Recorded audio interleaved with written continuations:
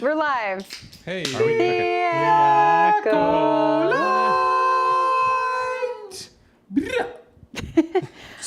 Hi, thanks for your patience waiting. We got derailed by pizza and a long episode. It is over. And we have withheld all of our private chatter for the stream, so we haven't even talked about it yet. How is everyone? What do you think of the episode? We're gonna do music bingo in a second. But hi, I see Chief here. I see Hell here. Hello. The cutting room floor. Let's see, got some regulars. We have Matthew. I'm in Midtown. Luckily, I decided to stay home for work today. The place I work lost its power. Oh, right, the Canadian flood, the Great Canadian Flood.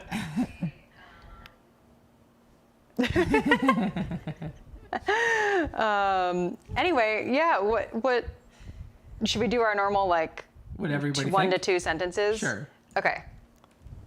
Starting with Justin. Let's start low and go high. Low and go high. Hold on, I'm adjusting levels here. How about? Do we want to do some polls first, like yes or no questions? No. Christina's just saying just yes. give your Okay. gestural response. Okay. My gestural response. Yeah. Or should we give it a best out of 10 or something like That that? was my gesture. Should we give it a rating out of 10? Oh, your gesture was okay. My gesture I was don't think that. I'm going to give it a rating out of 10. Okay. I think I got a little let down by this one where we were going, but that's okay. And I'm curious to see if we'll get a continuation or not. I think I was pretty solid in my prediction of a solid down the middle of a cliffhanger. We wrapped up the story-ish, and then we opened up or left open everything else for us to discover, including a brand new thread, which I'm sure we'll get into. Get it? That we did not see directly coming, Right. but speculate. That's I pass. That's popcorn Christina. Very nice. I enjoyed the episode in the sense that I was left with a mystery that I can ponder for quite a while until they answer some questions. And that is the mystery about how did we create two beings, create life, and does that scary person in the shadows have anything to do with that? Is there some kind of secondary binary that's going on other than the binary of the twins being twins? Is there like a light-dark binary where it's like they're alive, but they also had to create some kind of equal living death? I don't know. And I like the idea of pondering that, and I like that I can ponder it for a long time before potentially being disappointed with a non-savory explanation. So yeah, I like that. I'm also excited. The memory wipe thing was a genuine twist. I like that. Yeah. I like imagining that and how May's still gonna get used to hunt Osha down, but yeah, I overall liked it, and I enjoyed a bit of the music, particularly the profound loss theme. Yes. I like that. That's my take. Who do you want to popcorn? I'm gonna popcorn to Ender. I thought it was an unalloyed good best episode of the show. Wow. It's a hot take. That is a hot take. That is a hot take. Okay. Who you popcorn into? Oh, Is that the whole? Oh, okay. Yeah, I'll go to Xanthe. This episode, the execution of it felt rushed to me. I was disappointed by the way a number of things played out, both story-wise, like of course Vernesta doing the big cover-up was a huge disappointment, but it wasn't a disappointment show-wise, just like story-wise. So that's good. It was a good disappointment. Soul's, the way that Soul died, I don't think I liked, but like it felt too soon for me. And the memory wipe thing felt like I'm not sure where it felt like there were a lot of ideas in this episode, and I wish they didn't have to wrap it up all in one episode. the thing in the creature in the shadows. Who is it? You know, there are just so many things, and it felt really fast. Yeah. Who do you want to popcorn to? I think I'll popcorn to James. Awesome. So I think my opinion is most similar to Xanthe's. And we're just nailing it today. Oh man. We just found out First, we don't like olives. We don't like artichoke hearts, olives, or this episode.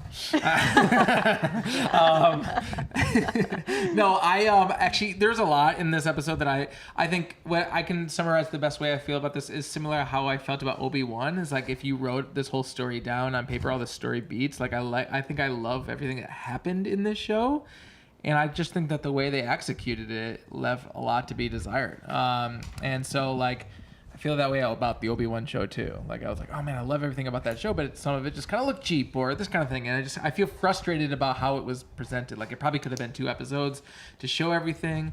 I think Osha killing Soul is a poetic, like, very, a great place for the story to go. But I feel like it felt like it wasn't earned in the moment. The mind wipe thing was like, he was like, they're all like on the run, and he's like, oh, by the way, I can I can erase your whole brain for the last and then they're doing it, and it's like a very somber moment, and it's like a whole thing, and it doesn't take it very long. And we haven't had this idea in our head yet, so we haven't really thought about it yet. It's kind of just like oh, okay, I guess. Oh, by the way, I have this thing where I can just erase all your memories since you're 8 years old. Can I just do that real quick? It only takes me literally 30 seconds to do.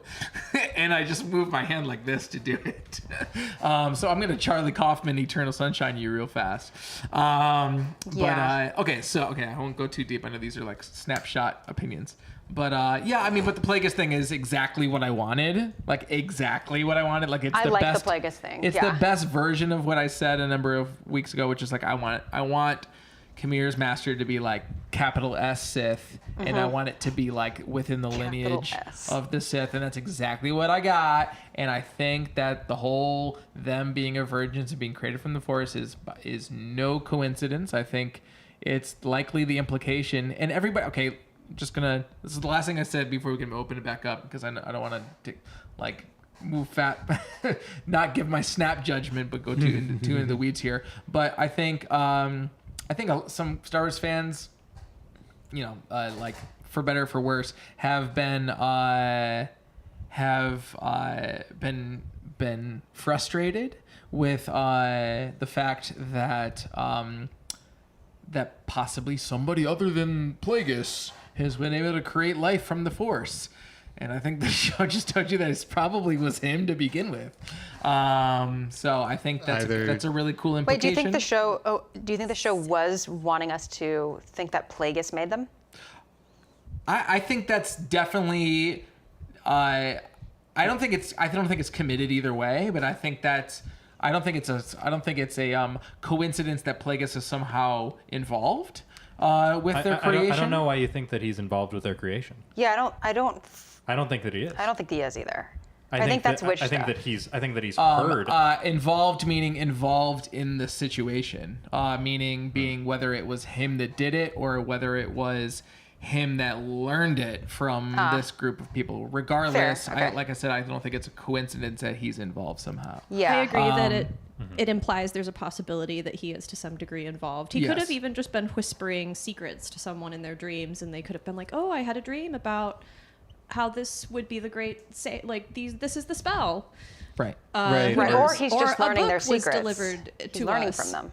Who knows? Or but maybe he's just waiting. Even on the direct, sides. perhaps. I mean, this is all just speculation. Who knows? Could have even directed the coven to Brendock if they were running, trying to find a place. Who knows? Maybe like, hey, you guys go figure this out real quick. Yeah. We're gonna send you out there. I'll be back in 16 years. I'll be your new landlord. I have a beautiful property in the south. I mean, who knows? Who knows? At this time, it's just speculation. Yeah. That was quite a short little Plagueis reference, and I think also something that this episode did, which I'm not sure how, I'm not sure if it was supposed to do it to this extent, but I feel like made Camille look less powerful than he came off as before. I don't know. Did anyone else get that sense? Which part made him less powerful? Several parts. One, I think mainly his interactions with everyone. He seemed more wishy-washy this episode. Mm-hmm. Like even the memory wipe thing. Like I think I can do that. Like he seemed a little bit more caring, oddly, or like wishy-washy. He wasn't as menacing, at least until he was with Soul.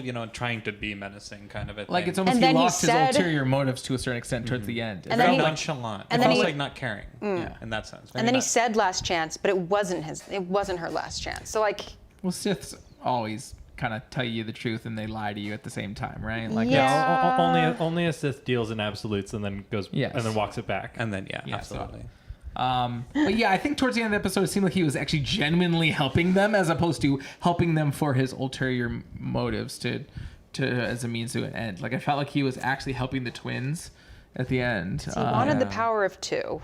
We don't know what we mean by him wanting the power of 2. He wanted two. But then But then the deal was that he lets May go. Right. Which is also well, no, 2 meaning he's one of those 2. He wants. I didn't interpret it that way. I 100% interpreted it that way. He and I think that holds true. Like he just wants an apprentice. Yeah, and he wants to kill Plagueis. That's what he wants to do. He wants to kill Plagueis and team up with power. Yeah. So he wants to be part of the power of 2.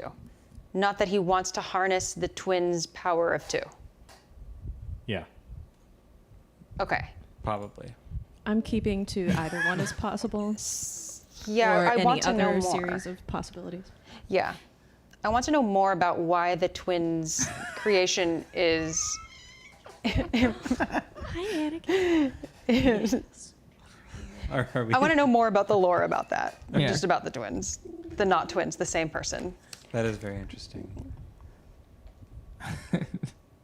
Thanks for the constructive comment. It's listed, if you need help, it's listed at the bottom. The title there and stuff. Telematic. This is The Boys season 3. Yeah. Let's catch you up from the beginning really quick if you're confused about what show we just watched. Matthew says I give it a 7 out of 10. There are some things I liked, but a few things didn't work for me. And then there's more detail. I didn't like the speed and ease that May's memory was wiped. That kind of power could be incredibly powerful. I think Camille would be wiping people's memories all the time.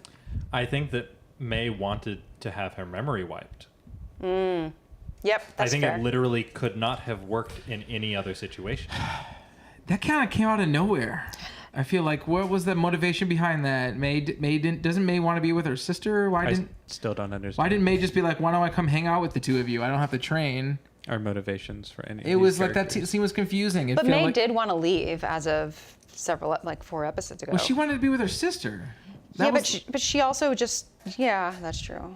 Now she wants to save her sister. She sees a situation where one of them is going to be captured. In her estimation of how the situation is going to play out one way or the other. Mm-hmm. But I guess to Xanthe's point, I feel like Kamir's performance at the end of the episode didn't make me feel like he was still like taking one of them captive. Like it felt. And maybe that's okay because he wanted an apprentice or whatever. He wanted a. Yeah, I just don't understand why May didn't go with them. Like, why not? Because if they didn't find her, then they would have all kept searching. Yeah. They would have chased them back to the ship. But instead, they ran into this one that's very confused. Yep. And this is gonna waste their time for like at least a few hours. Yep, and they can't get anywhere further with her. Yeah, I guess. Now. I mean, it just doesn't. What if the tree was the virgins all along? Like that was the source of the virgins. I mean, they kind of called it the tree of life-ish in the beginning, right? They had in episode 3 they called it. There was a special. Well, they called it a bunta tree. Right, but didn't they which has poison leaves?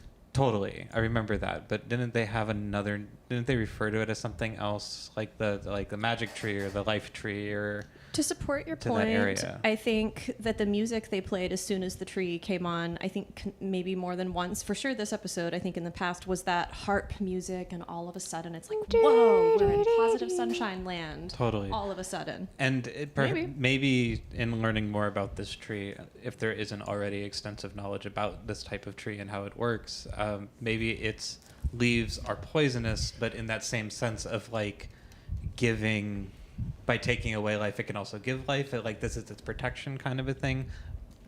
From the front of it, just the surface level of it, like it's poison kind of a thing. But maybe part of that virgin's part of that learning how to create life is something out of this tree.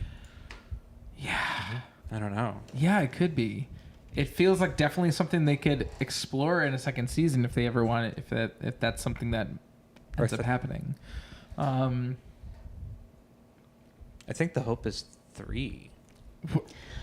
I think 3 seasons. 3 She seasons. says is that the she hope. has the story mapped for 4. For 4. Oh, I thought it was only 3. Okay, so 4 4 seasons in a movie. And I know she definitely wants to connect it to Plagueis. She's been on an interview and said. Well, and I think that she has now. Well, right, also. totally. But before we knew Yeah. that, she had said that. Yeah, kind of a thing. We didn't know how soon she was going to actually do that. If this counts. How about that lightsaber fight, everybody? Hey. That was cool. Yeah. I liked that. Yeah. I liked it. that a lot. Yeah. Yeah, that was awesome. No lightsaber The fight whip. choreography in this show is easily it's almost like they wrote a show around a bunch of dope ass fight scenes. His soul falling out of the window was like the very stylized, and we were just talking about wire Crouching work. Tiger, Hidden Dragon. Yeah, kind of thing was super great. Crouching Tiger. Yeah. Also, the fight design team for this show apparently was at least some of them were part of the team that put together the Darth Vader hallway scene.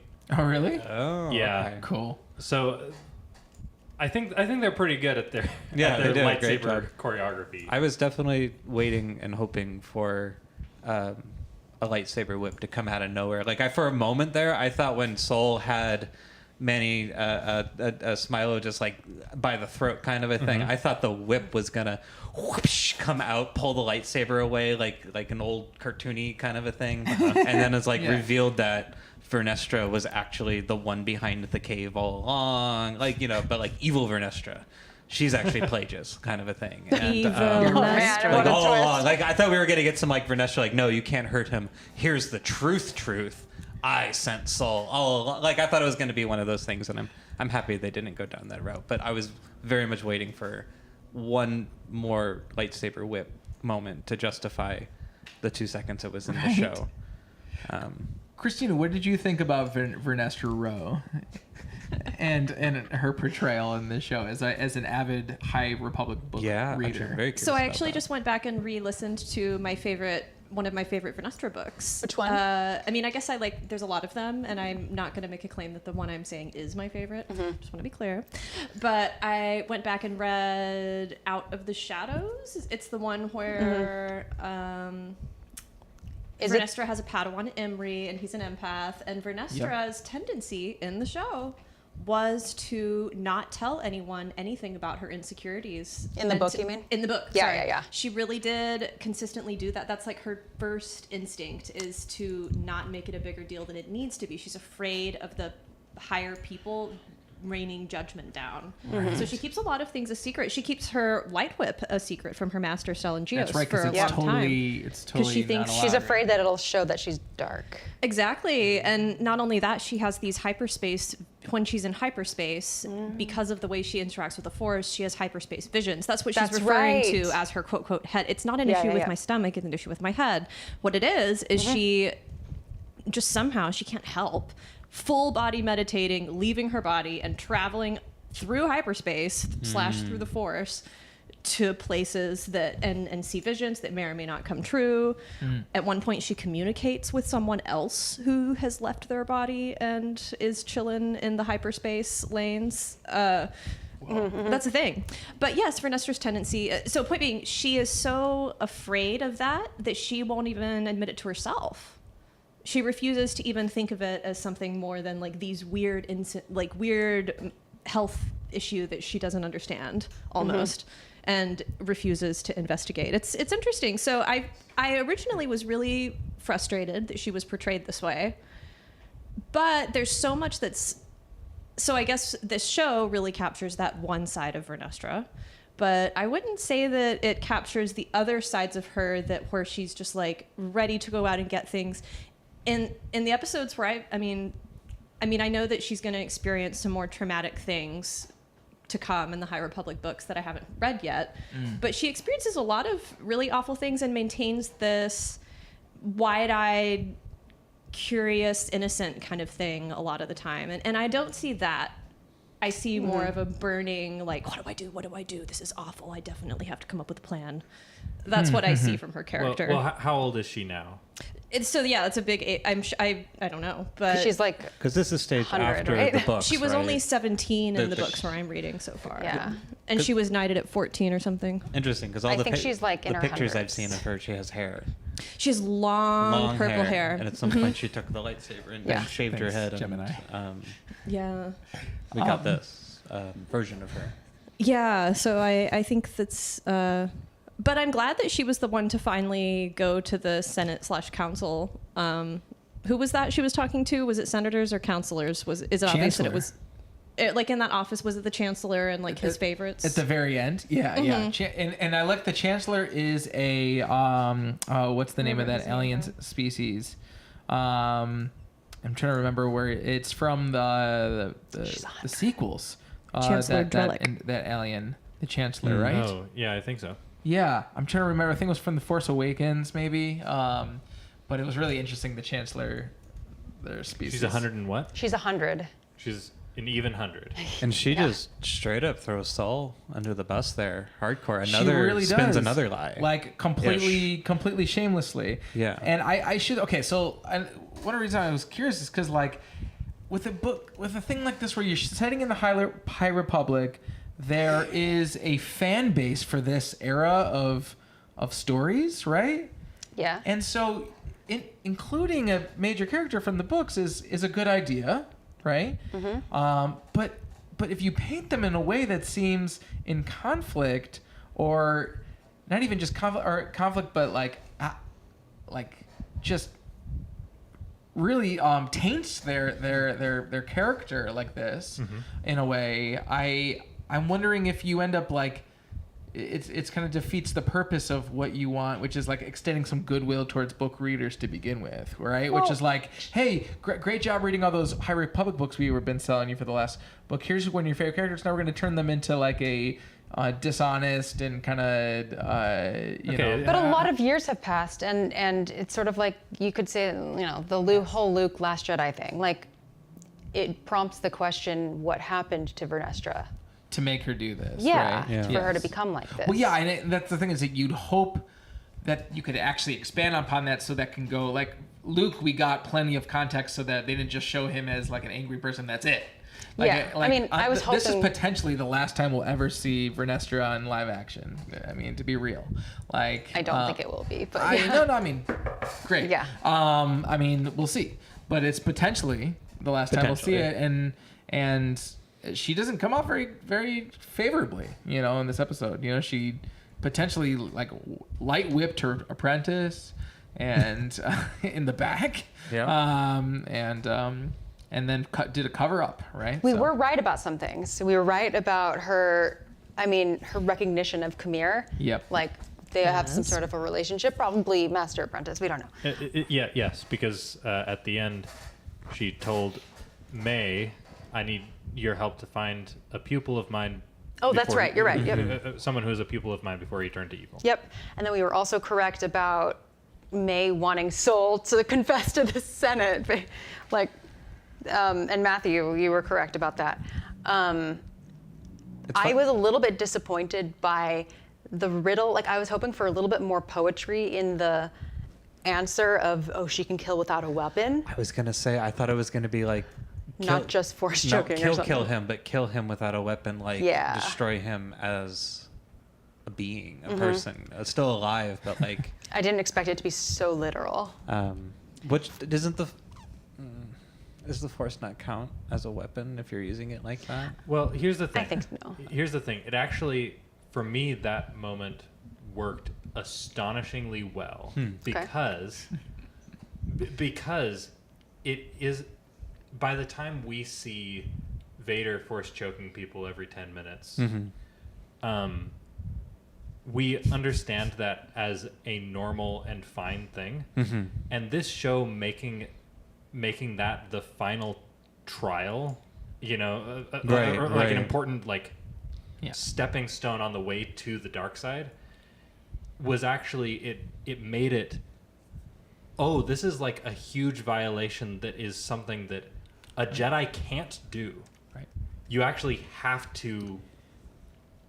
Like this is I would expand on explicitly dark side. It's to do the Avada Kedavra of it's an explicit dark side kind of a thing. I guess it just so for what me, constitutes it as a weapon at this point. So for me, what it was is that because there was this mystery surrounding like what is it gonna be, like what is what does that mean, you know, what is the riddle, and then it turns out that it just means like committing an atrocity with the Force.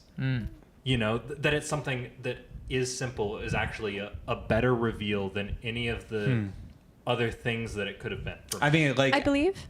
Go ahead. I believe it is something a little bit more nuanced, but that includes an atrocity committed with the Force, but something more nuanced in the sense that I think it's that. So we all think of the Force in a different way, but let's think of it as threads for this example.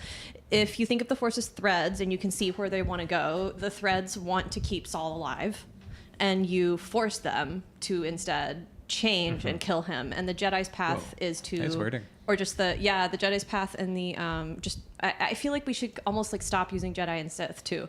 Like the way of the light is to just follow that, and the way of the dark is to say, no, actually, I'm going to make a change, and then take it, and then maybe you do get into Sith territory then when you're like, well, I guess you get into Sith territory. When then you're like, not only am I going to like torture this person by choking them, I'm going to actually kill them.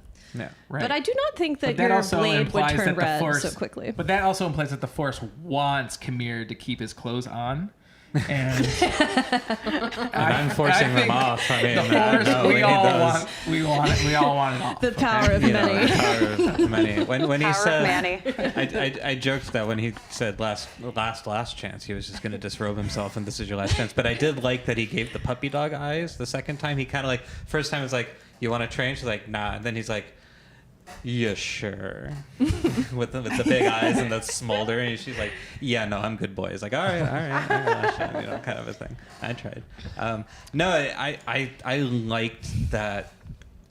That's what she resorted to. Like, I actually legitimately liked that scene and what happened, and that's what she turned to, kind of a thing. I guess for me, I questioned that not being using a weapon, but perhaps. Maybe not a physical weapon, but in this case, weaponizing the Force in an atrocious, un-Jedi way, kind of a thing. So it doesn't quite complete the riddle for me, but I get it.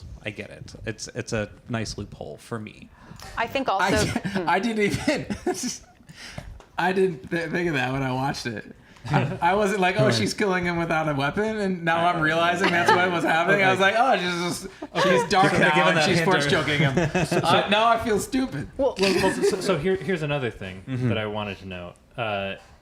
Did you know that Osha saw herself and not May when she had the Force vision about May holding a lightsaber but not using it? Because she can't. I mean, that's an interesting thing too. Because I did. I heard that description, and I was like, "Oh, it's going to be." You're confused. Yeah, you're confused. You're going to do this. Well, it's interesting because they can't. That means that, in a weird way, even they can't tell each other apart. Right. She was wearing May's clothes. Right. Yeah, they're wearing each other's clothes, and not what's the word? Not subtly. Osha is now wearing dark clothes. And right. Wearing the light clothes and has Pip. In the previous episodes, like when we first meet Camille and May, May is the one who is expected to kill without a weapon, and I guess Camille obviously knows about Osha as well. It makes me think that May kept failing is the thing. She kept failing to kill without a weapon. She kept not doing it, and I'm thinking that. Because she is the same person as Osha or something, it was Osha holding May back from being able to do that. And now that Osha is on board with May, Osha is able to do it. But still, I think if I recall, Camille said, the line that he said was like, she can kill without a weapon. It was almost that like, wait, do you think that's May? Sort of like you were expecting May to do it, but now Osha's doing it, but you're still treating her like she's the same person. Yeah, I'm just thinking that May's abilities were kind of tied to Osha's. And in that same context, I like that that May began training with Camille, but then Osha finished her training with the final test. Say that again. Can you say that again? I liked that May began the training with Camille, but then that Osha finished it. was the one who completed the final test. Mm-hmm. Yeah, that's true. Yep. I mean, May did all the work, and Osha just like got to Do the reap final exam, benefits, yeah. You know? Yeah. Yeah. I want them to be let's- sucked should we go up by through some Plagueis. comments? Yeah, let's go through some comments. Let's go through some comments. Okay. First And of all, thanks everybody for watching yeah, with us. and thanks K-pop. K-pop did know when the scene was playing out. Also, Coaster.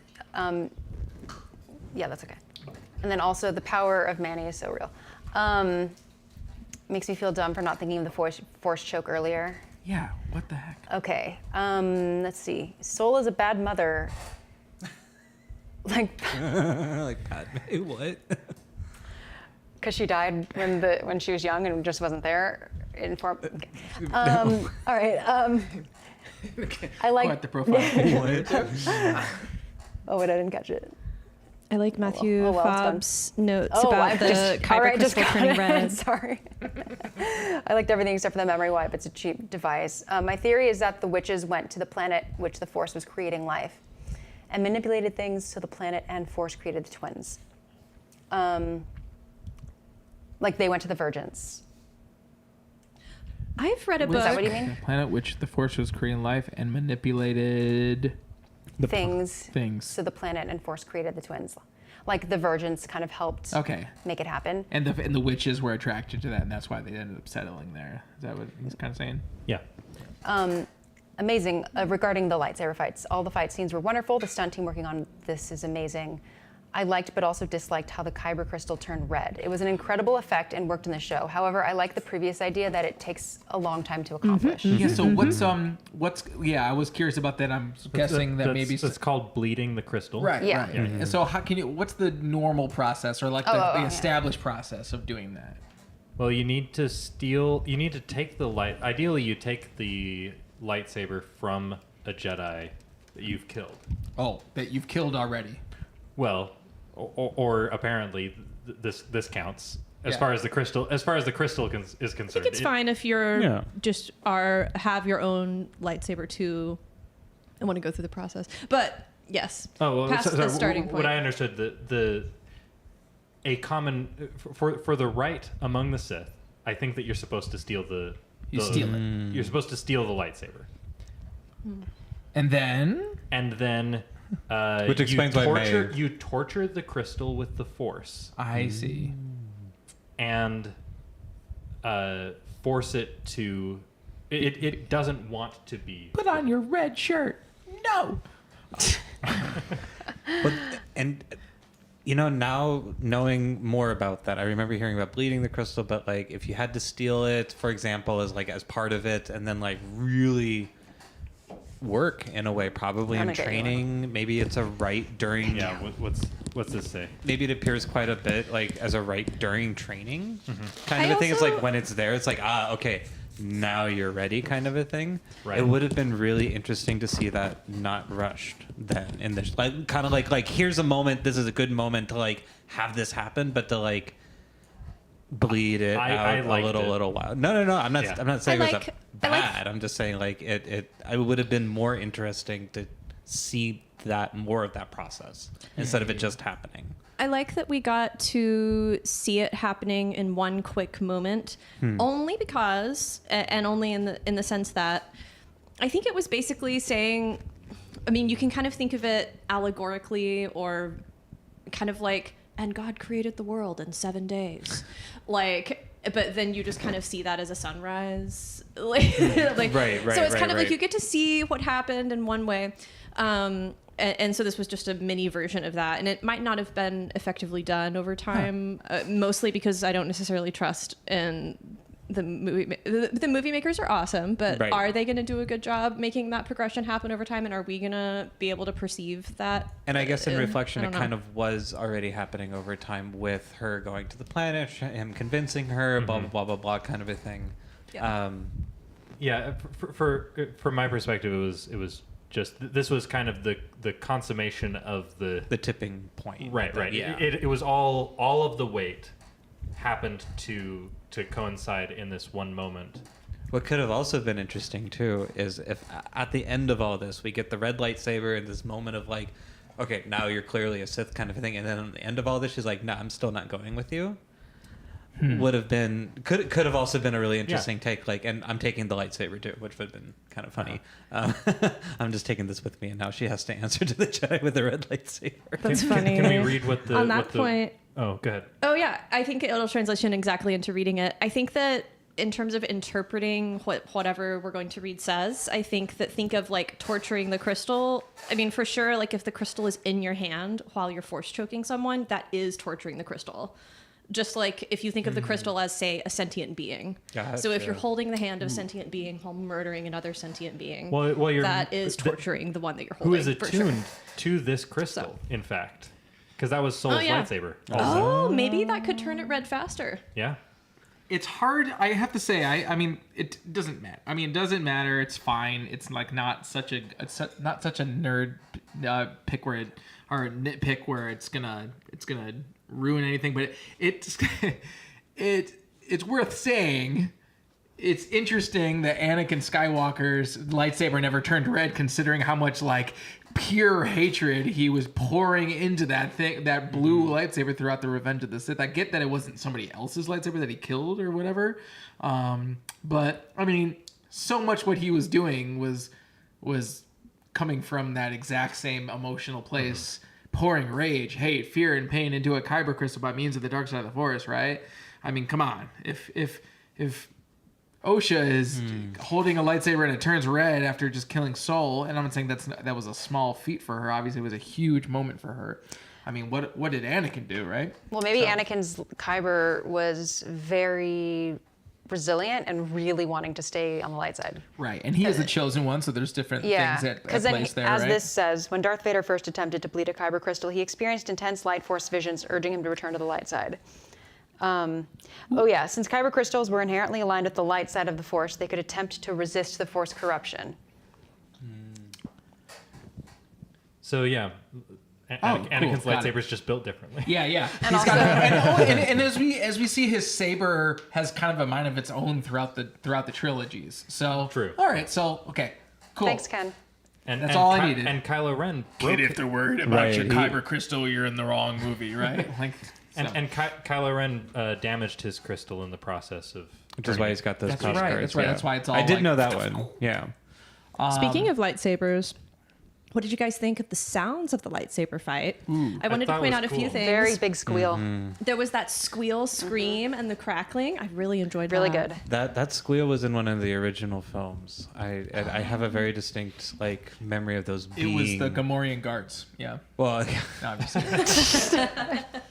Oh, R.I.P. Gamorrean guards, Book of Boba Fett. Right. Saddest, most cheapest shot in Book of Boba Fett is just The Gamorrean guards? Yeah, the poor... What did they do besides...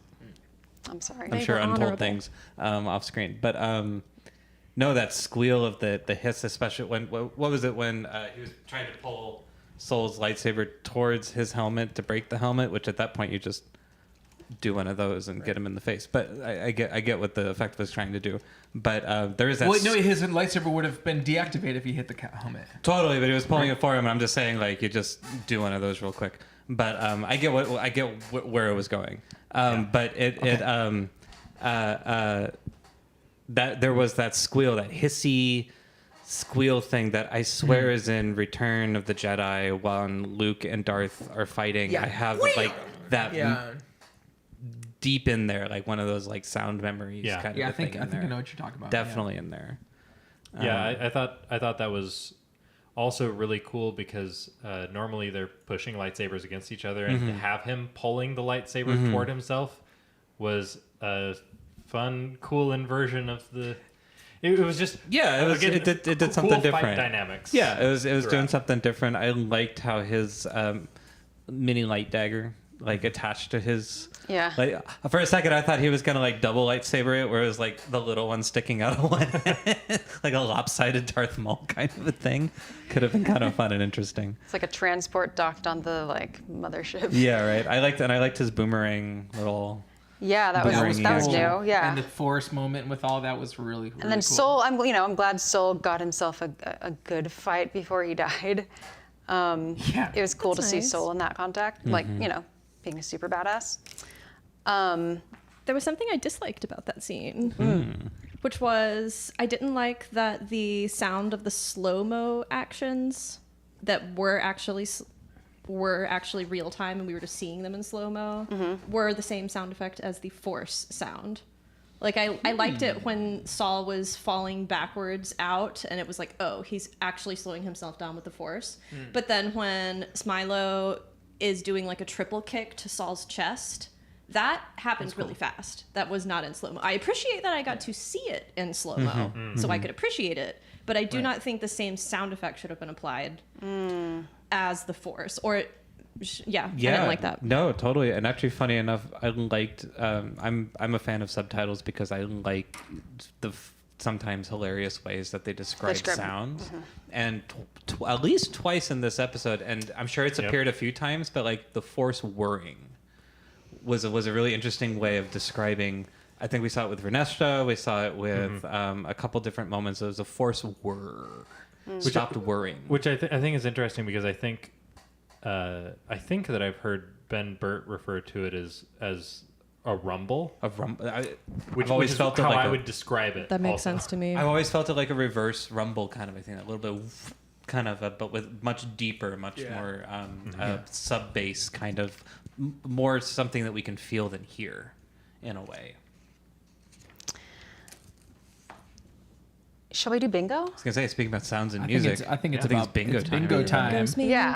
Also, Thank you, Matthew. shout out to Matthew for telling us about Darth Vader. Darth Vader bleeding his crystal was done in the comics and it was very epic. That's awesome. There was some incredible artwork of Darth Vader bleeding his kyber crystal.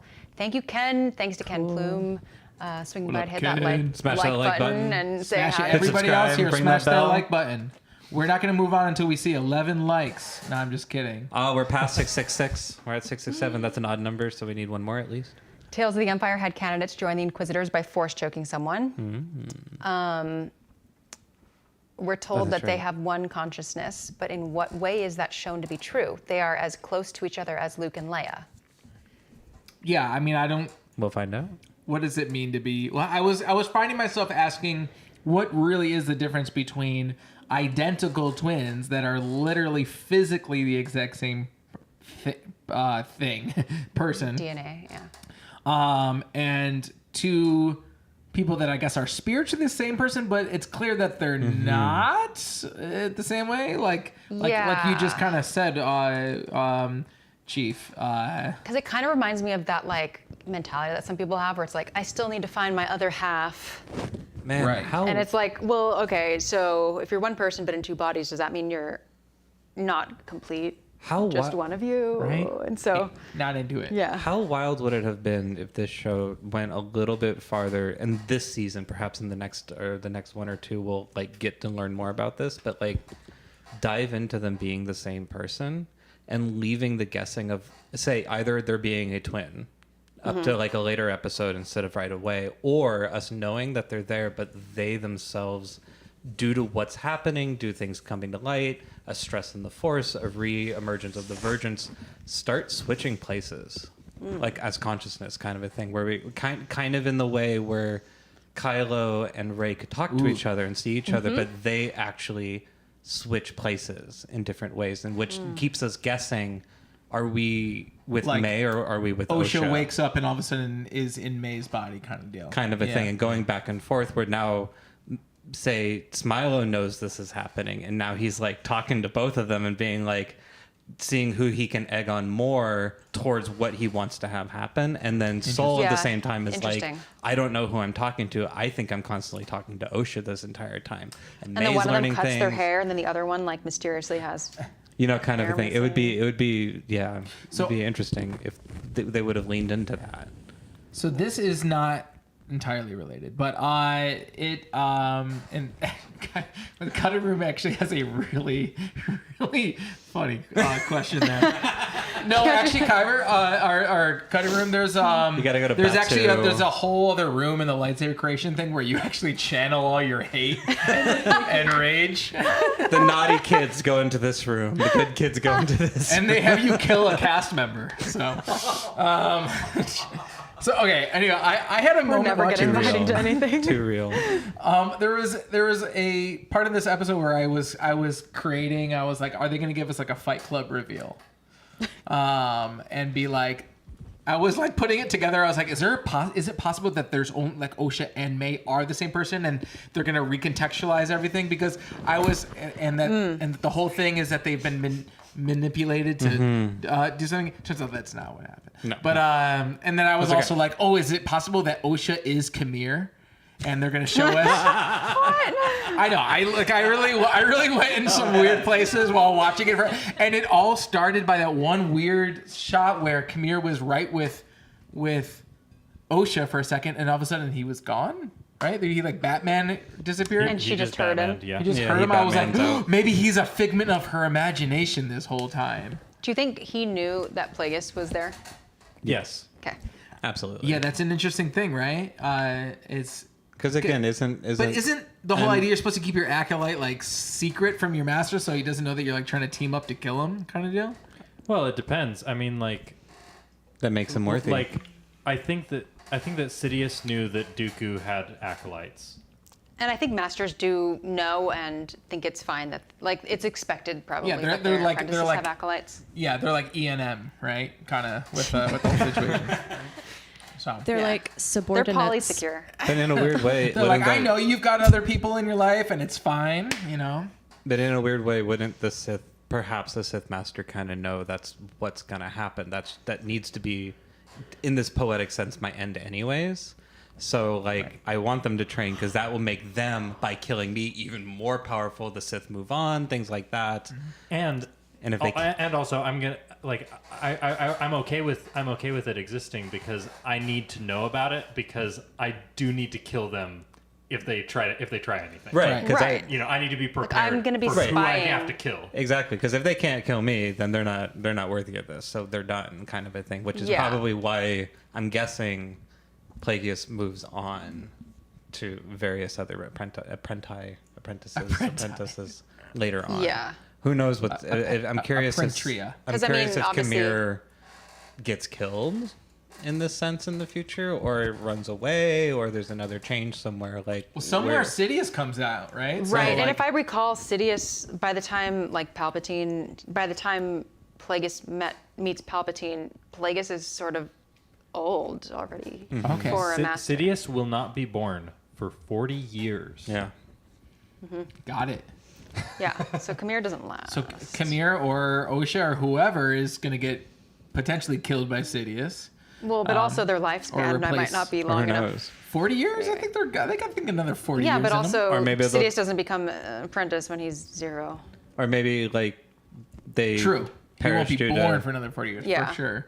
How does that work? Isn't this 100 years before the Phantom Menace? Yeah. Mhm. And is he 100 years old in the Phantom Menace? I know, but is No. he? How old is he in the? 60. He's 60. Or no, sorry, no, 40? No, oh, sorry. So maybe it's 60 years from now. Okay.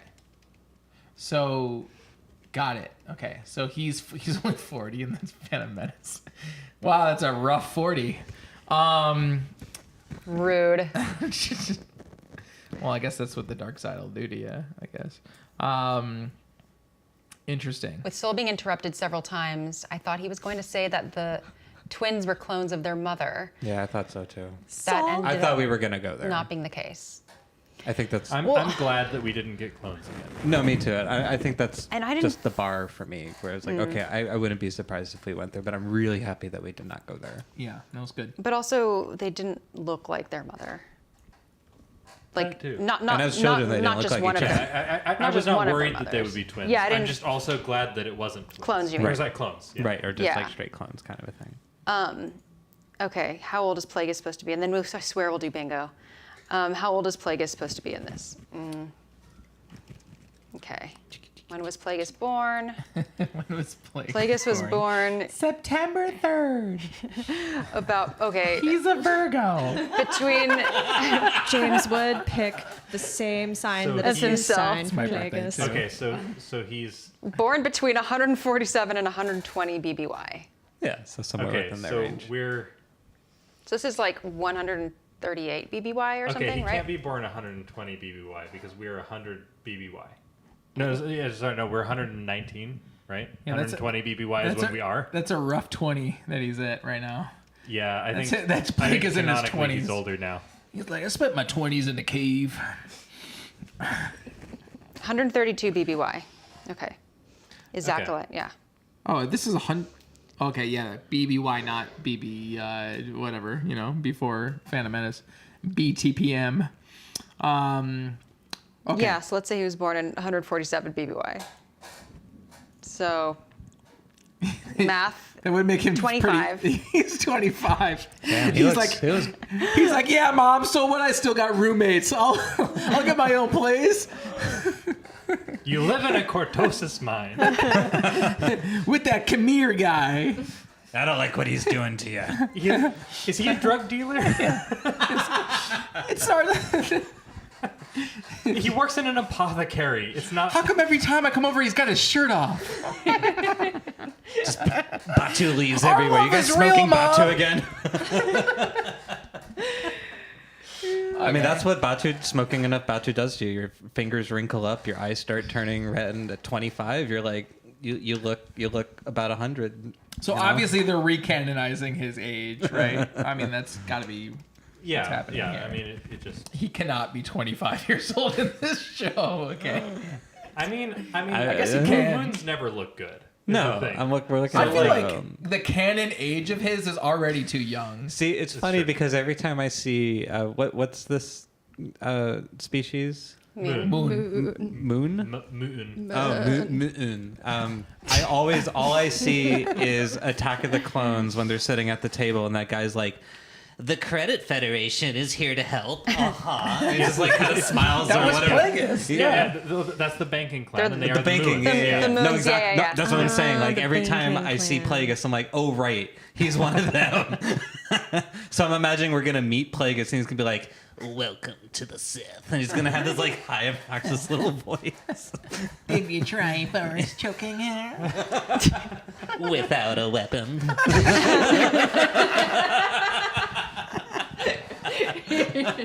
He's gonna be Alan from Smiling Friends. It's like Sidious killed him because he was so annoying. Well, he was wise too. Yeah. There he was. Plagueis the wise. He's like really like The wise cracker. Too many jokes, Darth Plagueis. Why so Sidious? All right, you're out. Get out. I can create life. Okay, so here's our. Sorry, there's no good freaking way bingo. to put. There's no good place to put this. Can you make it translucent? Bingo. No. Bingo. What good is this? Bing, bing, Okay, Bing bang bong. bong, bong, bong, bing, bong. let's give ourselves the free. Going through the whole process of filling it out Bongo. again, just for fun. Bang, Let's take the bang, free bang. square. Anyone in chat want to offer another one? Anyone here can offer one. For the free square? Okay, so let's take a look. Diegetic music. During the end credits, we did, so I would only give that a half. What? Having diegetic music during the end credits? Yeah. Oh, okay. They did the witches. Yeah. Power of one, power of two thing. But then we bring into That this. was a studio choral But version. then we bring in this it not? philosophical Yeah, question: which is was when better does than- diegetic much better. music become diegetic music, and when does it become something else? Right? And Okay. I'd maybe argue that if you're placing it, even if it was originally diegetic music in its context, if you place it over a credit scene, it ceases to become diegetic. Okay, music. so is the Andor diegetic music in the club is diegetic. Yes. But when it plays over the aerial shot of Correct. Niamos, no longer diegetic. Correct. Even though the song is a Is being used diegetically as a- existent song. Yes. Correct. Yeah. I think in its I would agree. I think in its context of how it's presented makes it diegetic or not, versus whether or not it could exist either way. I also want to hold room though for, like, I think that Lopti Neck is a diegetic Star Wars song, even when it is not being used diegetically in a scene. Diegetically in a scene. When I listen to it separately, it is diegetic Star Wars music. Gotcha. Right? I see what you're saying. But you're also correct. Yeah, I think in the spirit of how they meant it for this particular purpose I think we would be violating the spirit of it if we gave ourselves a point. It is definitely a diegetic. But I agree with you. It is definitely like that's its source and that's where it exists and that's what it's referencing when we hear it. It's definitely not referencing. We're referencing that scene. Our brains are brought back to that scene. Everything. So I definitely agree with this with what you're saying. So, but we do get to check off the witch's chant. Check off. Right. We do get to because the witch's chant is in there, right? The Coven's theme. The Coven's theme is that chanting of any kind. And everybody, I know that there's folks. I'd like to wait real quick, just before we lose folks, real quick. Just like we like to do this sometimes when we're on these streams. Diegetic, everybody. Music. We should explain some of these terms. Right. Is music that is being made or played as like literally in the scene. So, for instance, the characters can hear it. Yep. The characters can hear the music happening in the scene. So if you see a scene and there's a jukebox playing, that's diegetic music. So the music that the Cantina Band plays in the classic movie, the 1977 Star Wars: The Motion Picture, that is diegetic music. Right. Okay. Nub equals diegetic. Exactly. Yub equals diegetic. Correct. Yes. But the part at the end when it changes to English lyrics, maybe not. Yeah. So I have two thoughts about the diegetic. No. Sorry, yeah.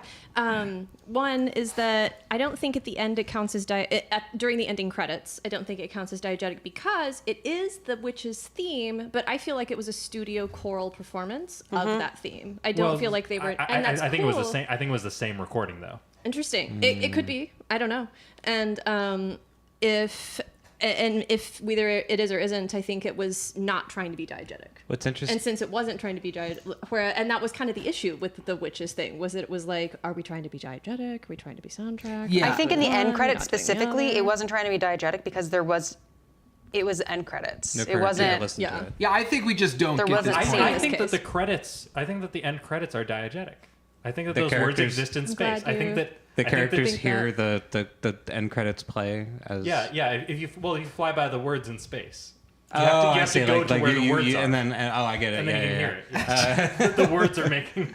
I see. And isn't there like is it Family Guy or is it like Spaceballs or something where like literally like the words hit like smash into the side and they're like rogue floating letters have been a huge I forget what it is. I think it's one of the Family Guy parodies where they're actually floating letters. No, there's another witches chant thing. The other one I wanted to bring up was that when the various characters of the cast were first entering the witches' coven area and there was music playing, it very much sounded to me like some kind of weird magic ritual was in fact going on. It didn't sound like they were hearing, for some reason, that was one of the things I first thought. I was like, oh, there's like actually some kind of weird evil presence like left over from all the dead coven members. Totally. Yeah, for sure. There was that moment. That could have been diegetic. And is it diegetic if it's spell casting music? Ooh. I guess so. Is it diegetic if somebody is hearing it in their head?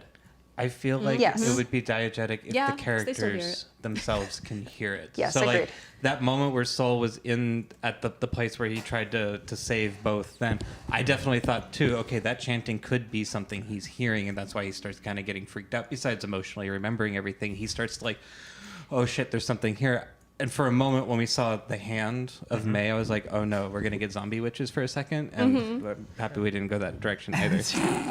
So we get Coven's theme and we get chanting used in score because they use different chanting of sorts in the score, right? Later on, we hear all sorts of witch coven style things. Including that awful moment where I really disliked it when May and Osha were fighting and we had the really nasal witch chorus thing. I thought that was so overkill. I was like, no. I just feel like it's a firm no. Oh. I really do. Okay, well, let's see if we can get bingo without it. Yeah, okay, yeah. Okay, let's just keep going. Twins, go ahead. But again, chanting at the very bottom. Yeah, for sure. We get that. Yeah. That's what I'm saying. Okay. Yeah. Let's make sure we have All it. right, that was great. Yep. Twin Destiny theme. Does everyone remember what that is? You might have to. Yeah. It's like the one that goes where- like, "You're my twin flame." Right? It's the one that goes. Do, dee, dee, dee, dee. The Yeah. not Star Wars. Okay, right. I'll show Right. you. I'll show you. And when did it happen? The first time we hear it is actually in the first episode. No. When did it happen in this episode? Oh, in this episode. Because you just filled it in as if you know that it happened. Oh yeah, sorry, it happened a lot. Yeah. Yeah, so tell us when it happened. Yeah. Well, let me pull it I up. kind of want to hear it first, real quick. Oh, okay. It's da da da da da da da da. I was like, what was that, The Odd Couple? Ta-da. Bum, bum, ba-dum, ba-ba-dum, bum. Anyway. Sorry. Okay. There's a lot of different versions of it because it happens a lot. So we hear it at 4:42 on solo horn when Soul's saying his biggest regret is not saving both twins.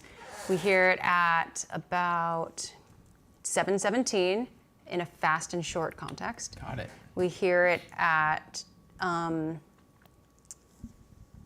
let's see, 22:15, 24:20. This is after strike him down and your journey will be complete. We hear it at 27:06, but it's like really warped ending of it. We hear it at, in the end credits, of course. Yeah, it's a lot. Love it. Yeah, We nailed it. totally. So we get that box. Woo! There we go. All right. Give us the points. Solo violin music, we definitely did. We definitely All did. over the place. Yeah. That was featured. There were some nice violin features. Let's look at it. I mean, let's look at it here. Your calendar. Let's look at what it was.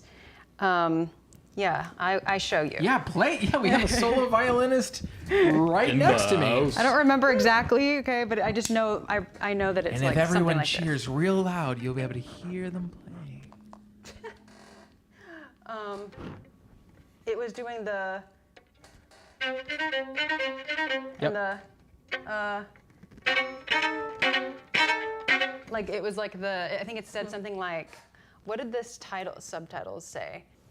Something like ominous, like Intense music. something like something like intense, something. But it was tense violin music, is what it said. At 42:30 is when this happened, and the last time we heard this was Solo violin music. yeah, and then we also hear this in episode 6. Yeah. What was going on?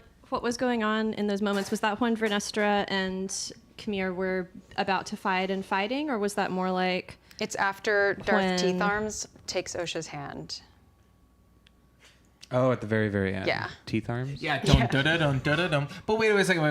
I want to make sure we're not mixing things up. This particular thing said solo violin music is what we're looking at. I didn't hear that's a true. solo violin at the end of the. There was solo violin in it, though. There definitely was. That's what I was referring to, but I don't remember when you were talking about them holding hands at the end, that being a solo violin part. I think it was. think it was. A It solo It was. I thought it violin. was like the whole ensemble playing. It felt like the It was, whole it was at least a Oh, small ensemble. okay. It was at least a small No, you're right. ensemble. You're right. So perhaps a single But then- violin but there- among an ensemble. Yeah, it sounded like concerto texture. Like it sounded like there was Just one like the- violin doing the.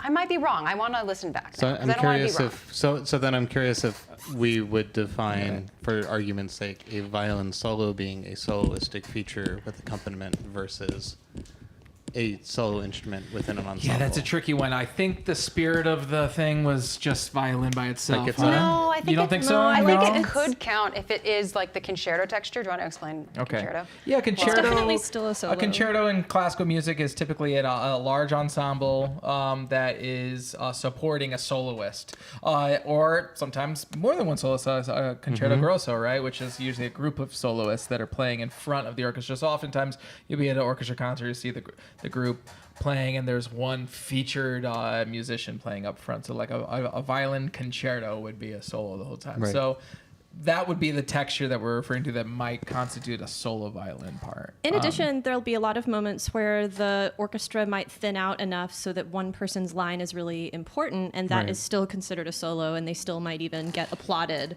at the end, even if they didn't stand up, and even if, you know, That's you'll true. watch like a Mahler symphony, that's like really And common there's in those, solos. where there's like so many moments where the orchestra thins out and somebody gets such a thin that at the end, that's why there's a lot of players Or who pieces are like getting Scheherazade, recognition. which isn't technically a violin concerto, but there's so many like spots for the first violinist to basically just cadenzi there. Cadenzi. What do you think, dude? What's the verdict? I'll tell you in a sec. Okay. So what was the other part with solo violin though?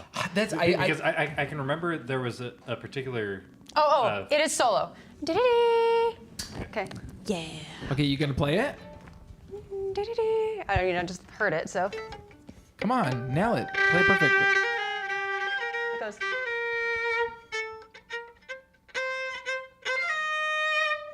And then it goes. But doesn't it do double stops on Yeah. this?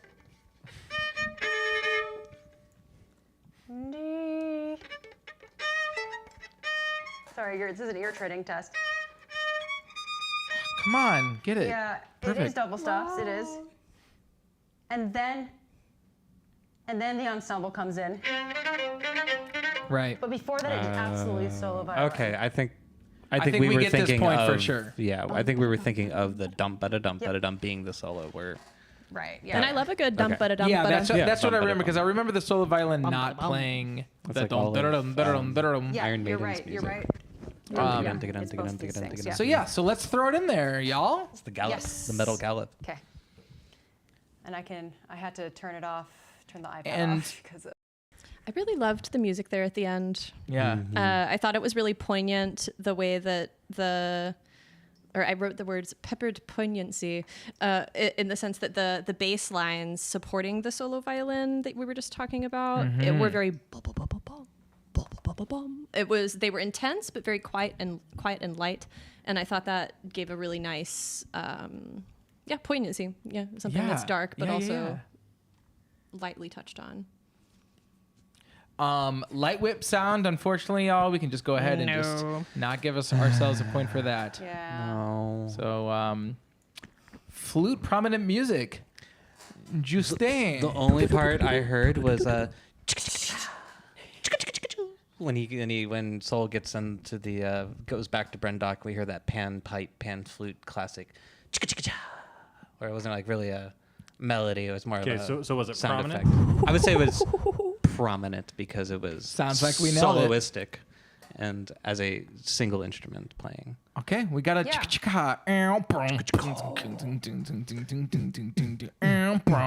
oh yeah. So we've got some flute prominent music.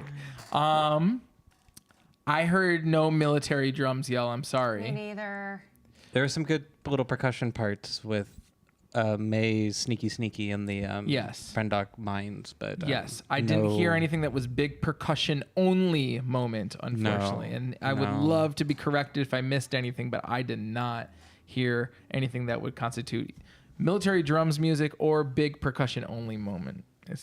Unfortunately. I wrote that I really liked the hand drums while May's climbing up after. That's the part you're talking about. Yep. Yeah. I still thought that might have counted as percussion was the only thing that mattered in the score there. There was definitely Like lots. what else was there? Oh, there was like some I don't know, it was a guitar, so it was like maybe some dulcimer or something like that. It was very like Celtic folk sounding to a certain extent, or like striky. Buzzy it was nice. instruments. It had some polyrhythms going on there. There was a 2-3 polyrhythm happening. I feel like when we say big percussion, we mean boom, boom, boom, the big over the use Hans Zimmer drummy No, kind I of big think it could reverb mean. thing. I think it could mean like super like I think it would have counted if it were like super prominent hand drums. Yeah, I just think it says big percussion only moment. Yeah, Unfortunately, fair. that word only. Yeah, and I was thinking more of like in some of the previous fights, sometimes it's been like just super percussion. Yeah. Yeah. Or like I think like I almost said Darth Bane, Cad Bane, going against the Bad Batch, and we hear the timpani just by itself, and then we had the woodblock just by itself, and the shakers just by itself. Nothing else happening there. So Yeah. I find it hard to give us the point for that. Thanks for the shout out, Matthew. Violin music from Xanthe recently heard on the score of Beverly Hills Cop 4, which you can watch on Netflix. I did play violin on that score. This episode paid for, no. Brought to I you found by that one of my XLF. students at the Mount where I teach was in your same session. Just he must have was in the string section too, which is funny. Let's see here. Silly character music. No, Basil did not really. get his. Not really. Yes, he Basil, did. Yes, he we was did. there. Really? Yes, we got Basil music. Absolutely. We got Where? silly character Silly music. character I didn't hear music? anything silly. I mean, he is silly, and there was music, Yes. but I don't know if I heard Is the music silly silly or is the character silly? we Like, got how can Basil's we? themes twice. Oh, We got Basil's theme okay. twice. But Did you did it hear it when they were in sound the silly? forest? Kind of. Seems like nobody else thought so. Ooh. But maybe we were paying Okay, what does attention to everyone something else else. I feel like we didn't have Basil's silly styled music, but perhaps Basil's music was there, just not in the creepy, not creepy, but silly, sneaky, boom, boom, boom, boom, boom, boom, boom, boom, pizzicato thing. In my note, I wrote Basil with the French horn. Oh yeah, I heard French some French Basil. horn, so we can go ahead and give ourselves prominent brass instruments. Hey. Yeah, that definitely happened. You think that counts for that? I mean, okay, either way, there was a different one. prominent? Prominent to me sounds like that was some brass. Really had a moment there. Okay, fine, We are fine, so fine, fine. Yeah. vague with I this mean, prominent I'm not versus disputing on that. solo There were versus prominent brass moments. big and What small. does word prominent mean? No, you're right. You're right. Yeah, I know. Okay. Prominent. What was your? Do you have a timestamp for your Basil note? I'm trying to think of It's right before the burdock tree or whatever kind of tree it is. 33. Bunta tea. I'm gonna Bunta tree. tree. Revisit this. Bunta. Or at least I wrote it. Bunta with in an umlaut. What do you all Bunta. think? Do you all let us know in the comments if you think Basil's theme counts at the way at 33:55? As silly. Go ahead and listen at 33:55 and tell us if you think that music is silly. Give me one of those. Take my left. Okay. And my axe. Okay. This is the second time it shows up.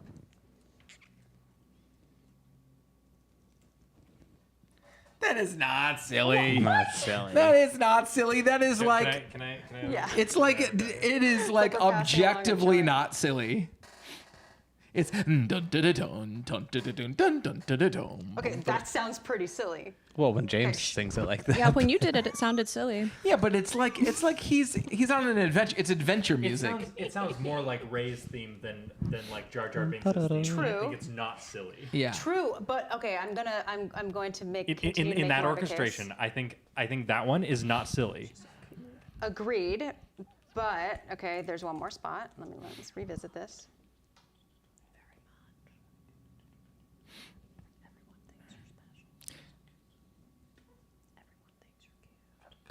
Was that it? No. It's like here. Annie, what do you think? Annie, was it silly? 3240, basically. Okay, I don't Was know what it time silly? we're at. So Oh, Annie sorry, doesn't in think about so. 5 seconds. 5, 4, 3, 2, 1. Hey, you're pretty. is it that really majestic brass? Yeah, no, That really not silly, super majestic it's, French it's horn. not. Okay, I agree that the second time was that one was even less silly. But okay, Okay, let's. here's my thing though. Because it's not a new, this isn't the first time we've heard. If that were the first time we'd heard that music, I wouldn't have been like, that silly character theme. But because we are, like, I already have an association with Basil's theme. So when I hear that, it triggers the like, oh, Basil, like, it Sure, the sounds- character is silly, but Yeah, sure, but like, the music, listen. If you had a majestic version of the Ewoks theme, you wouldn't say that's a silly theme, it is a little bit jaunty. right? And this isn't. No, This one you heard this is was exactly as this one is exactly as much as Tell- Ray's but Tell theme. her it was jaunty. Jaunty Fett. Remember Jaunty Fett? No, it's Everybody. like dun, dun, dun, dun, dun, dun, dun. Better days. Yes. Oh, better days. All right, I would say let's in the we circle interest it? of not like Dotted line making our process here like utterly unwatchable. Let's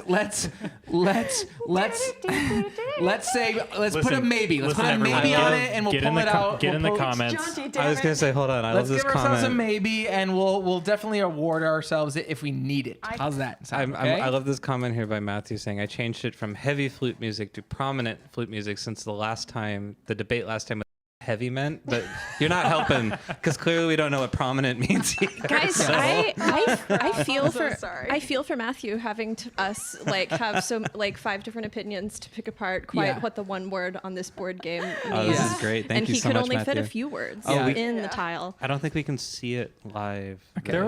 Was there some Oh, there it solo is, okay. cello music? I felt like Yes, there was. there There Oh, was yes. when they Lots were of it. walking through Brendock, just all over the place. Cello All was over the most place in common Brendock. instrument in the whole. and it was often that plaintive cello thing that we were with mentioning the last. with the glisses.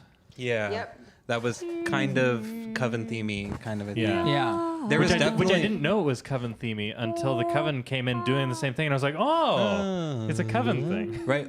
And then what's funny too is we can almost get another one in here because at the top corner it says a previous theme now sad kind of a thing. Here's my argument. We heard the coven music on cello and all these things happening, and then when Saul was reminiscing, it got a little sadder, and the subtitles even said somber music playing kind of a thing. So they turned the witch's chant sadder. That's my argument for that square. I think that there's a solid case to be made there. I agree.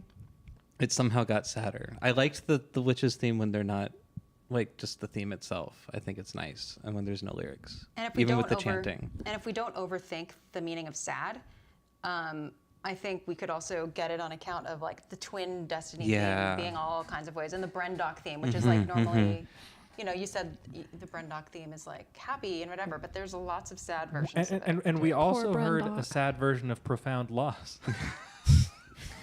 It did get It did get sadder. It got a lot even sadder. more profound. sadder. Some may say we've never heard a happy version of that one. It doesn't say of a previously happy theme. Yeah. It just says of a previous theme. It doesn't say sadder. but I think interpreting the spirit of version of It was a different version. Okay, And it either was way. just an also Hey, sad I say version. let's take it. I think we We're should gonna take take sad. it on- Hey, if that music was silly So earlier, sorry. I think Yeah, we can that's take credits did not end with a pop song. I'm sorry. I need to know whether I people know Well, that's that depends. That depends. Or have they released the Coven chant the as a cover single? chat as a single yet. I need to know if anyone else thinks Basil counts. That's all. At 33:55. Go take a listen to it. definitely Tell me if you Get in the think that comments.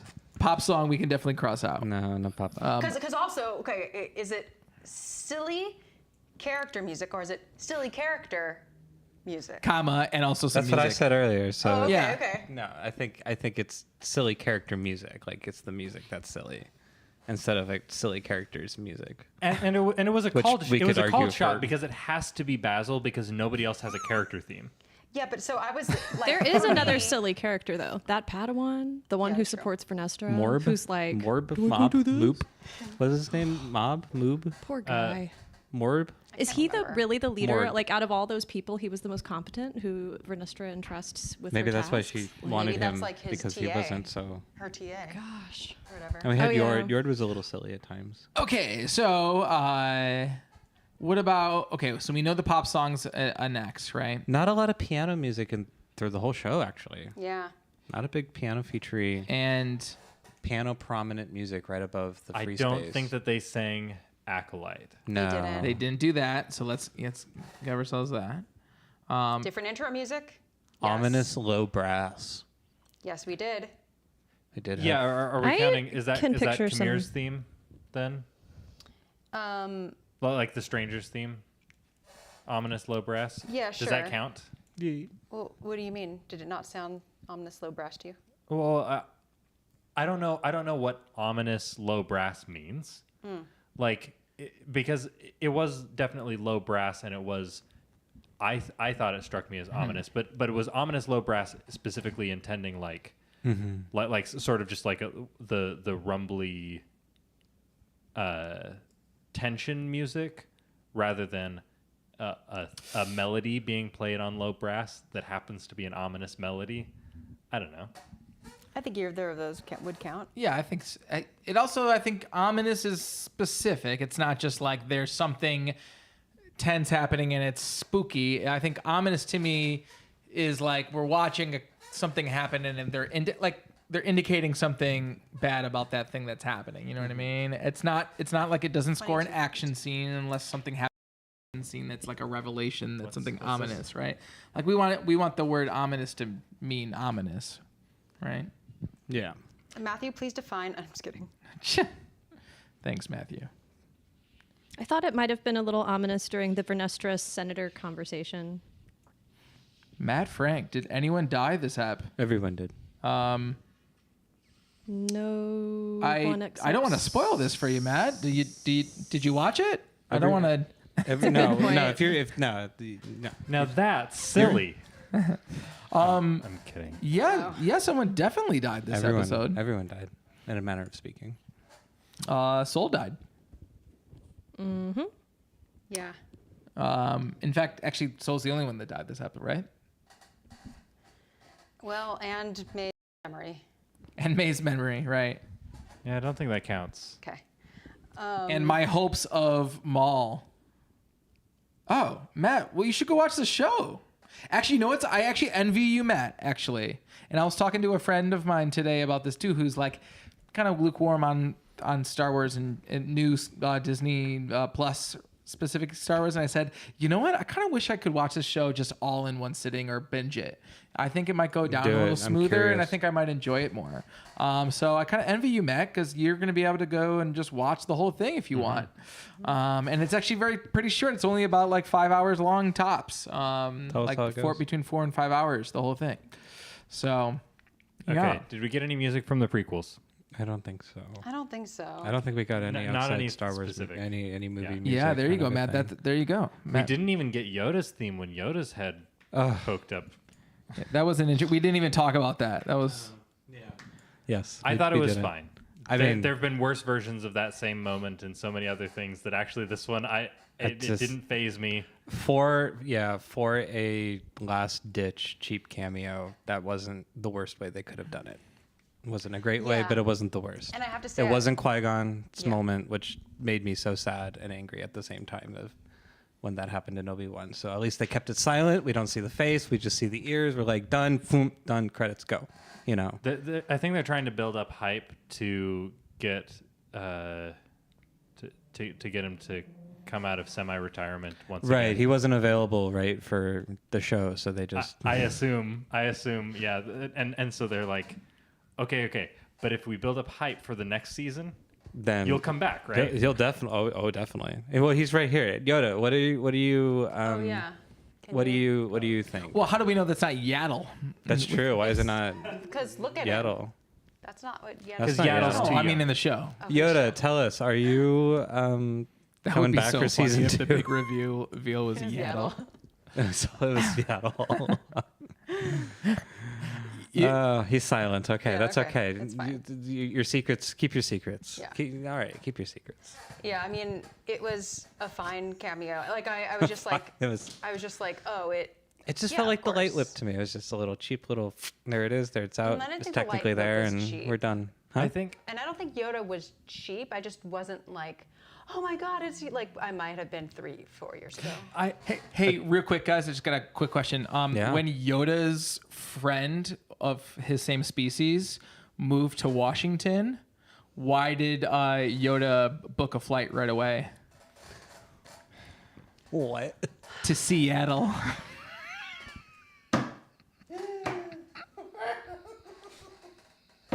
That's a deep one. Oh, I don't know if I can. Everyone like that? Everyone glad I did that? Oh. That's worse than the other one I know. Jeez. Thank you, James. You're welcome. I probably should have said Washington State. Good night, everyone. Good night, everybody. Wait, did you like the joke that I texted everyone earlier? What was what? Did you send a joke earlier? Did I miss it? What was the joke? I actually didn't mean that as a diss. Where is the joke? The biggest, The twin flame pizza. It was the not the baddest. The biggest big batch, but it is the baddest and the bandest. I thought that was just endearing. It was just very sweet.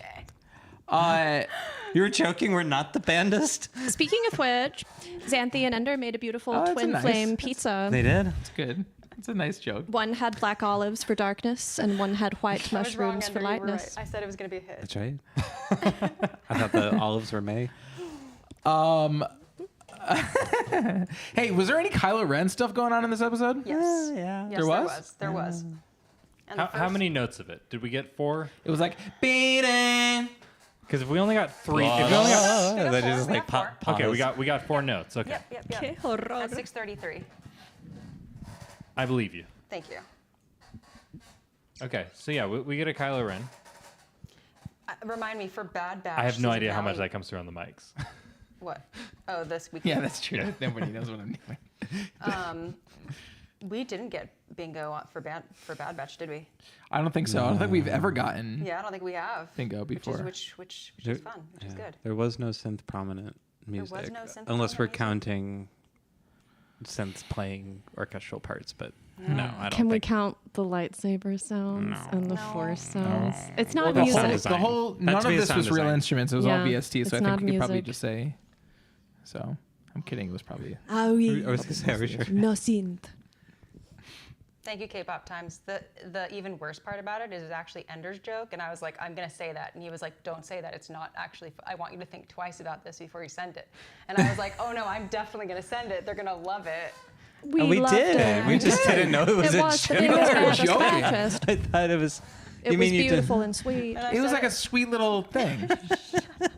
You are beautiful and sweet. the bandest and the baddest and the Anakin, batchiest. you're the most beautiful and sweet. And Ender correctly predicted that you wouldn't even like realize it was a joke or something. Yeah, Yeah. I did But predict I that. giggled. Oh, good. Okay, thank you. Well, Thanks yeah. for giggling. Okay. So okay, music from original trilogy or sequel No, trilogy or prequel no. trilogy. I mean, we said beyond Kylo Ren. Unfortunately, I think Matt, you screwed us on that one. That was no, me. I'm just That kidding. was my Oh, fault. okay, never Yeah. mind. Sorry, Matt. Sorry, I didn't. Did we have different intro music? We did. We did have different. Because it's intro been different every music. time. So So in that sense, it was the same. No, I think it counts. That was meant to be one of the easy squares. same expectation, different result, perhaps, or different execution. Oh, the synth music tie was left over in Bad Batch. That's funny. Did you mean to leave it over, or you were just like, hey, maybe we might have synth music, or were you just like, oops? No, not this round. That's well, at least it wasn't something like Crosshairs theme or something, you know? CX2's theme just pops in out of nowhere. Okay, got it. Intense I got to be honest with you. I would believe it if that intense moment when the score goes silent was a part of it, but I didn't really notice There was that. no moments that stood out. There was a moment when the score went silent. It was not to underscore the intensity of a moment. Did it it was, just- it was just a scene It just transition. stopped. Yeah. It was just a scene transition on no music, which was somewhat impactful, but it wasn't to underscore the intensity of the right. moment. Right. Is it the only possible place that I might look? Is there was kind of like curly loopy music for the original crash when May and Saul are crashing and then it stops. And it could have been like a build up because it was a crash. There's a possibility. I don't know. I'm not certain, but that's... did the music cut out during any of the fight scene moments? Sometimes with the didn't fight hear scenes, it, I get so engrossed with what's Yeah. happening. I miss the score. yeah. Yeah, I'm not sure. Like when the slow motion kicking happened. Right. Did I don't I think remember. there was score during it. But even if there wasn't, it wasn't like dramatically pulled out. Yeah, you're right. I don't think it happened. was there any? Did we figure out the name? Sorry. Did we? The name of the episode is The Acolyte. It's just called The Acolyte. Yeah. Oh, okay. Yep. Oh, that's Not episode 8. I thought it was called... I thought it like explicitly said episode 8. Yeah, it is. Like episode does- like it's listed as that EP8 on- colon. Well, it's probably episode 8. sometimes they just do that for like up at first not to spoil anything, and then after a couple hours Yeah. they change it. Yeah. You know. I also like the idea of it not having an episode title because it does not influence the viewer. Yeah, and I Yeah. usually when I see, usually when I watch them, I notice that it doesn't say episode title until the end. Like Mandalorian didn't used to have titles listed when It's just chapter it would one, just be chapter chapter this. But it does have titles to all of them. I mean, like the child or the sin or whatever. But they don't usually show them on release because they don't want you to tell you what it's all about. Yeah. They want for you to wait for ba-boom. So we're really down to whether we got. I mean, percussion only moment is. I wouldn't really call. not. I wouldn't say, but and it's so it boils down to this diegetic. Our very first argument that we had so far on the stream today was whether we count. It's an honorary bingo. I think it's an honorary bingo.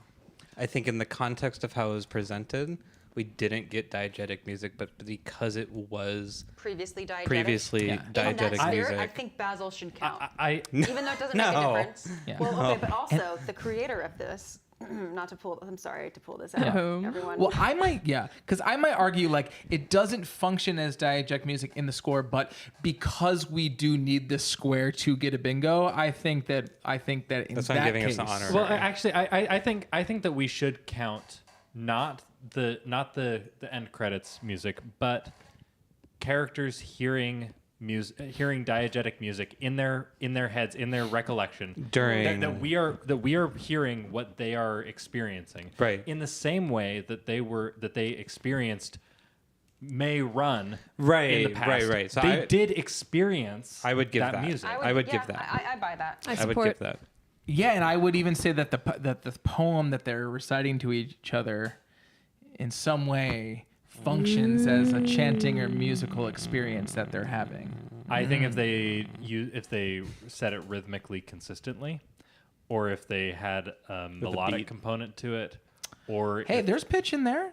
Come on, let's get It's John not Cage with it, consistent. y'all. Come on. Pitch and rhythm, They right? could have just gone tale as old as time. That would still be diegetic. I heard 433 all throughout that Entire phrase. thing. That just blatant Famous drop diegetic. of kind of a thing. I will say though, if they Steven had asked done, an interesting question here. Okay, we have to get back to Matthews though too. We can take a quick pause. Okay. What is everyone's answer to this So question? does the show suck? What do you think, Justin? Does the show suck? I'm not gonna answer that. So you think the answer to I that question don't- might be yes? I don't think the show sucks. I don't think it sucks. I don't want to. I don't think the show sucks. because that's a subjective thing. Yeah. Do I think it was a good show? No. Okay. Do I think it was passable and fine, and it is what it is, and Yeah. that's nothing we can do about that? Yeah. It's definitely not perfect by any means. I don't think the show sucks. I think it's great at times, at times bad, at most times for me meh, and kind of showing me something that I really, really want to love and want it to be to live up to what I feel like it's presenting me. I think the story is fantastic. I'll go with that. Yeah. Copying your answer. In So that same sense. it's the prequel trilogy. Yeah, that's how I Yeah. feel. Yeah, it It's feels like the prequel not- trilogy. solid, but I like the story. I'm interested where it got good. has It got worth. good. It got real good for me, and then where it got bad more often than the fact, it got really bad for me, kind Yeah. of a thing. It's hard to compare it to other. I don't want to like, oh, this was better, because Yeah. so many different shows and so many different things. Was it Book of Boba Fett? Yeah, I think that show was fun for how yeah. terrible it was starting to go out of And nowhere. that show took itself way less seriously than way this less show. seriously than the show. So I Yeah. think I'm more forgiving with that one because it took itself a lot less seriously. Yeah, very Where pulpy. this tried to take itself very, very seriously. Yeah. And And in some ways didn't live up to that. didn't live up to that for me. Yeah. To that. For Kind of us. thing. For us. Some Yeah. people would. I enjoyed would- this more than Book of Boba Fett for sure. Do you want a second? I think here's a good question. Yeah. Do you want a second Yeah. season of this show? Yes, I do. Yes, I do. I feel like I have one way or the other. If we got one, I wouldn't be surprised. If we didn't, I wouldn't miss it. Okay, yeah. I think that's my I just answer. want a whole season based on that rat. That's what I just want. want more Basil Just crossovers. Just and more it's just Basil called Basil the crossovers. Rat. Yeah. And who knows? There's so many shows that I can think of that like have first seasons that are like, what was that? And then by season 3, you're like, holy shit, this all just came together so beautifully. Yeah. And if we get there, I want to give them that hope and that challenge to like, maybe listen beyond their bubble and elevate it to the next level. For sure. And and you'll see if that's going to be in the cards. I got to be honest with you, I have a good feeling we're not going to see another season of this show. But I mean, that's if you had to ask me what Everyone in chat, what do you think? Do you want to see another season of the show, and do you think we will? Also, Yeah. hi Star What do you Wars think, Lawyer. Christina? Thanks for stopping by. Yeah, and- Everyone check out Star Wars Lawyer. woohoo. Yeah. I mean, we have a Star Wars lawyer in the chat. Maybe he can help to see if if our bingo is dubious, okay, in the spirit of the law set by Mr. Matthew Fab. Yeah. Christina, what are your feelings as you take a sip? Tell me your feelings. Does it suck, and will we get a second season? That's the question. Does that's it just, That's just suck? the open question right there. Does it suck? I would like a second season, or at least I would like another show that explains some of. I like this convergence thing. I think it's cool. I like lore, deep mythology lore kind of stuff that could be interpreted in tons of ways. Yeah. I like that. So I appreciate that it gave us some mysteries, and I hope that we can solve them. Hopefully with this show, but. It ended in a surprisingly similar way now that I think about it to Ahsoka, where it's like, oh, and then there's like something at the end. Like, there's like they're gonna go on a quest together. Yeah. And Vernesta's like, she's like, we're gonna go on a quest because I have to have a whole season to redeem my character arc. or we find, or just even find out what the heck happened. I need to make book readers like me again. Yeah, I mean that would be the second that season, is such right? an ungenerous read of everything about her character portrayal. Ungenerous? Yeah. It's purposely ungenerous for sure. For sure, it's very not charitable. Because for him, that's a joke. See, we're supposed to recognize that as a joke. Yes. Yeah. I would say that if we were gonna have a second season, it would focus around her, right, and probably exploring a decent amount of her relationship to Camille and how that all shook out, right? That's one of the big questions that we would ask, right? Whenever I'm at a point in a show where like I have been intrigued enough, like Acolyte has intrigued me in a couple different ways.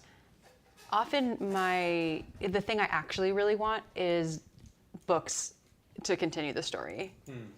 And I would not mind at all a book continuing the story. I also wouldn't mind another season. I want more seasons of the show, if anything, because I want more Michael Abel's score to happen. I want him to do more Star Wars, and if that's just Acolyte, then I'll take more Acolyte. But yeah, I'd love a book about this. And when's the last time I thought this? It was another show. Ahsoka. No, I didn't think that. You said that about Ahsoka. Did that I? you would Okay. you would rather that one have been a book. Yeah. Oh, and I also said it about Bad Batch, where not that I would rather have Bad Batch have been a book, but I mean like I wouldn't mind reading a novelization even of the Bad Batch series. I would like a novelization of the May and Osha story. A lot of the Star Wars authors do a particularly good job of writing chapters from a particular character's point of view and kind of frequently switching between those points of view so that you never know really, you don't really get a lot of third person narrative where it's like, or you don't get a lot of omniscient narrative where it's like, this is the thing that's going on. You only know what people know. Yeah. And this story, as we've seen, plays with that nicely. And I feel like that plays off especially well in a book because with anything about the Force and stuff like that, knowing people's thoughts is a lot of times more important than seeing their actions. Yeah. Interesting. So. We have some good comments. Cutting Room Floor says, I'd like to see another season. K-Pop Time says, I'd like to see if it, since they've set it up, but I'm not sure we will. Matthew says, I would like a second season. I think it could go either way. I think with Andor ending, the only show that is going to be continuing is Ahsoka. Disney Plus needs more content, so hopefully it will happen. I mean, at least live action. Yeah. And then I think one of the more interesting analyses is that the height of the Jedi was always going to eventually lead to their downfall without some sort of checks and balances to keep their balance and their power in check. Yeah, definitely. Yes, a book would be great in true High Republic fashion. Yep. That any organization which gets too big and powerful, that no matter the initial noble and good intentions, that power will result in corruption when something goes wrong. Yeah, and I would like to have that like represented more. It doesn't matter that they're the good guys. There needs to be something independent and just as powerful to keep them in check. I think they were implying a lot in this episode with her covering it up from the Senate because, yeah, that seems bad and dishonest, but also do we think the Senate would have done appropriate things with that knowledge anyway? No, like, I can see how it's still really... No, I think she's coming from a noble place. Yeah. Like, you know what I mean? Like, I think there's a level of, these are the questions that need to be asked about the Jedi, right? Like, I think there's a hypocrisy for sure there, right? And especially when you're, I mean, part of it is one of the things that makes it trickier, and part of the things that makes it maybe not sit well sometimes is she's in a place of high power. She's not just a Jedi Knight. She is in a place where she's on the council, you know? She doesn't answer to anybody other than the rest of the galaxy in the Senate, right? I mean, so it's one thing to be a Jedi Knight out there on the field like Sol or Indara, right? And they're covering it up knowing that they did something against the Jedi Code, but you know, Vernesta is on the council, right? And she sets the compass for the Jedi Order. And like you said, you can definitely argue that there is some nobility and some noble means in which Did you get the impression that she's definitely covering it up, or is it possible that she believes that Sol did it? Was she? I mean, I don't think she believes Sol did it. No, I mean she. Okay. Well, no, because she heard that when she was there on Brendok. She had a Force vision. She got a Force vision Right. of the past, right? And she knows this whole didn't kill himself. Like she knows, she saw that wasn't a self-inflicted. And I'm sure when she's like, I'm so sorry. Like, and she's Yeah. And when she figured and realized that Camille had something to do with it, she's probably like, "Oh, Yeah. okay." But I mean, I do. Again, I can't. We can't throw her completely under the bus. You know, I think it's clear that like there is a level of like the Jedi do. They are facing a galaxy of potential. What's the word? You know, judgment, but also like people that can break down and turning on them and also cause. I mean, the Jedi they their... exist for noble reasons, right? Yeah, so. They could lose their public funding. That's right. I think it's also important whenever I'm consuming anything to wonder like what can I relate to about this? What do either me or other humans that I might know get from this story? And Vernesta's story consistently makes me think of sometimes when there's something that's scary, that's so horrifying, or just, you know, anything that we're really scared of, especially if it's got an unknown quality to it, to hide it and pretend it doesn't exist. And I think Vernesta really falls to that. And it just continues to blow my mind as I read the High Republic novels, how many times the Jedi are like, oh, Sith? I've never heard of them. They've been gone for centuries. They're constantly saying that. Mm-hmm. And clearly the Sith are active. Clearly Vernesta knows. Well, I don't know if she knows, but she kind of knows. And, you know, I think it's interesting that she continues to hide that. And so then they continue to think that there's no such thing as Sith all the way until Darth Sidious. I think that's interesting. But I think it reflects one of the things that a lot of humans do when there's something bad, when there's something dark, when there's something that we perceive as evil, we just pretend it's not there. And we don't know how else to cope. Because if you allow it to be part of your reality... Yeah, and it is a certain move on the behalf of people with power or people with knowledge to take what they have observed in human nature and decide that they should be responsible for when the public gets to have the same knowledge that they have. So they'll like withhold information because maybe they don't trust what people will do with it. Like in Oppenheimer, when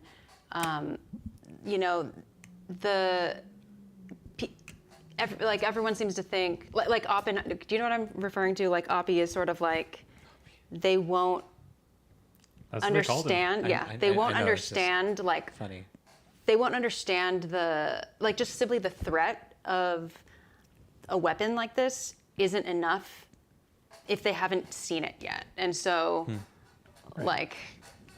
it seems like obvious to us, like just tell everyone about the weapon and like they'll understand the gravity of it. But like, that's a case of like someone with power, with knowledge. Yeah, theoretical threats. I mean, it's like people that turn their life around after they've had everybody telling them stop what you're doing, and then they do something terrible or something terrible happens, and then that's their wake up call, right? And that they really unfortunately needed that wake up call to change, right? What they were doing, even though everybody was telling them all along the way, hey, you're headed for disaster, right? Mm-hmm. People don't really respond. People aren't really moved that much by theoretical information, right? Yep. Okay. Anyway, I would like a second season, and I thought the show was pretty good. Yeah. Yep. Yeah. Overall, I would give it a pretty good too. I agree with you. I think it pretty good. You know.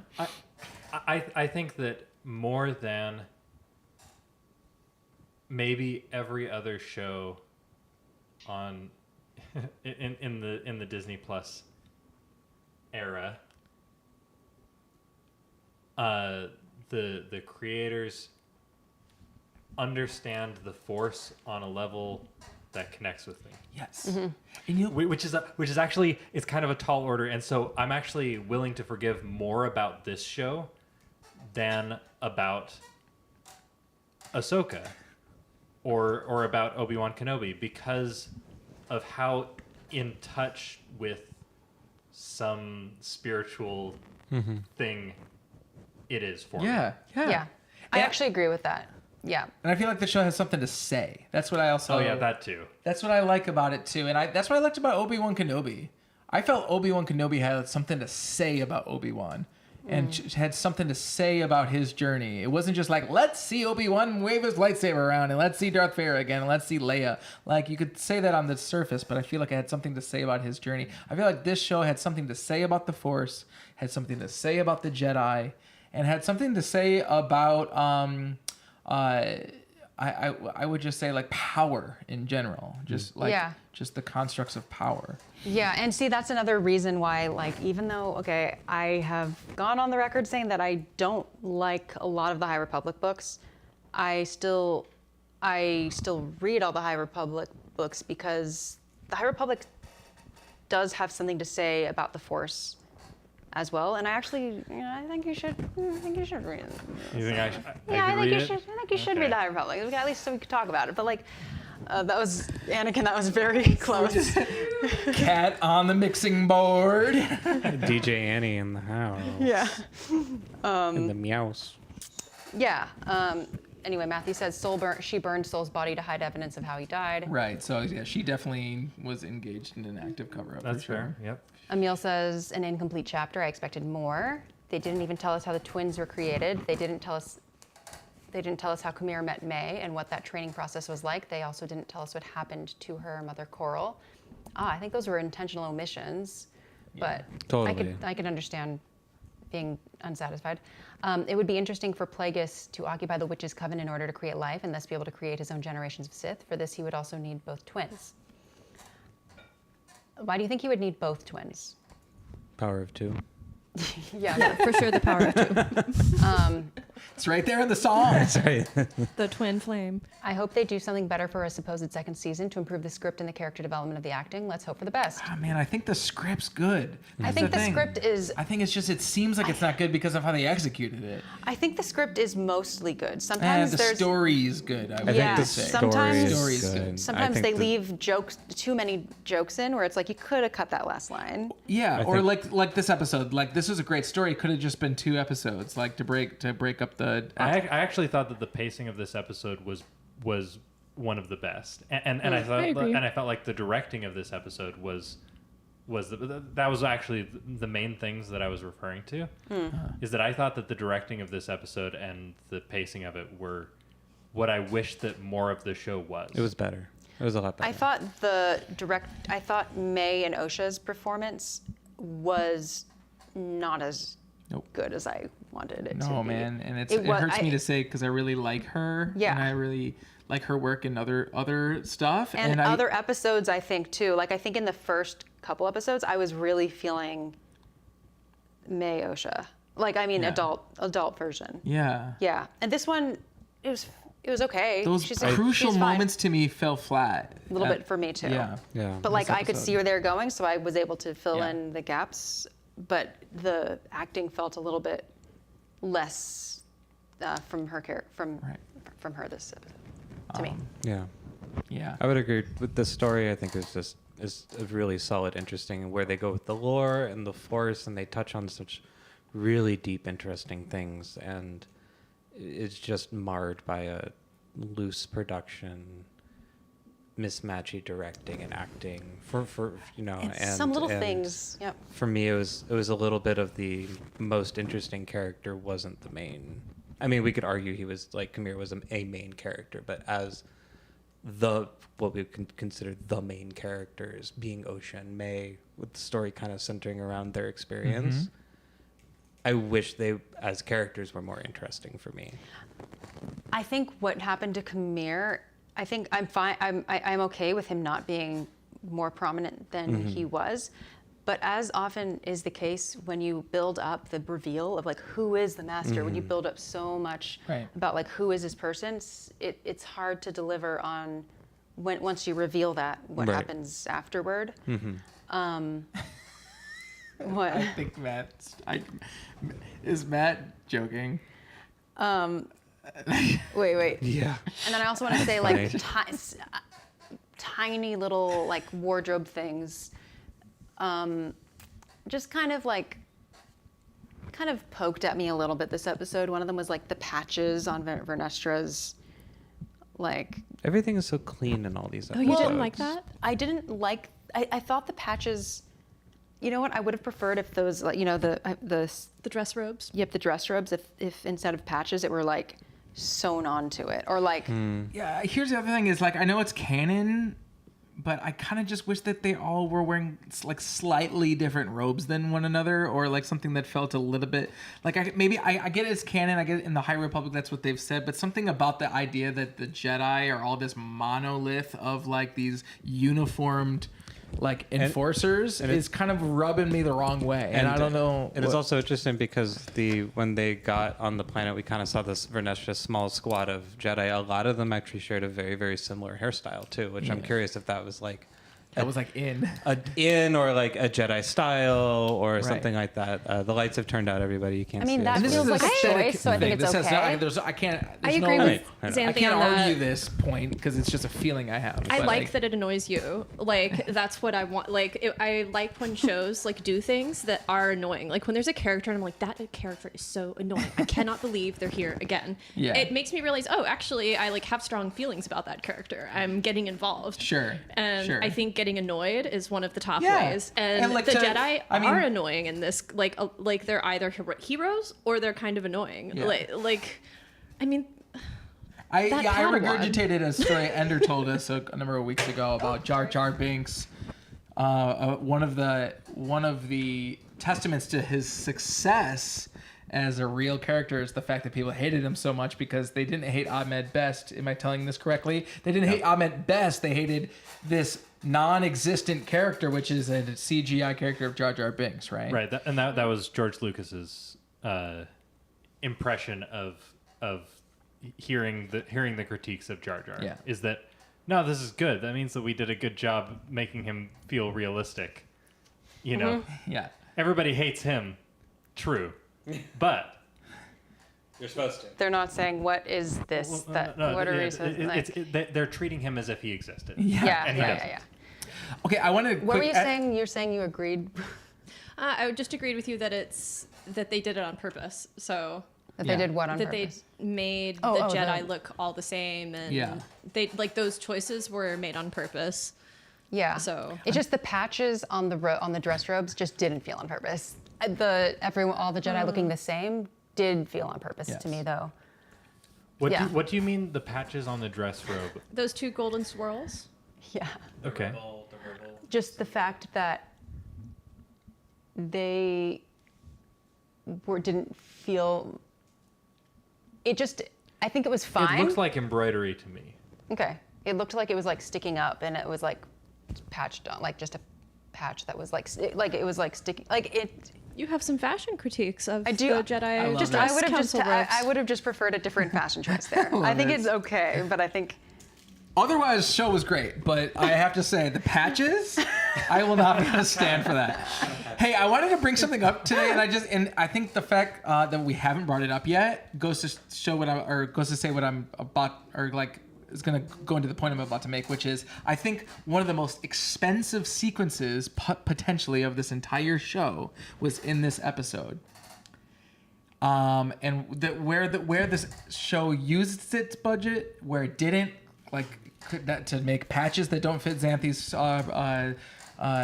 standards. But there's probably maybe I don't know anything about CGI, but what I imagine is one of the more expensive things to create for the show was in this episode, and we haven't talked about it the whole time, which is that whole space sequence and the chase sequence through the stars. that was so beautiful. It was beautiful, but it also was completely inconsequential to to the show and like the plot, in my opinion. Like it kind of, and it almost like we forgot about it. We didn't even talk about it. I mean, Is that not kind of?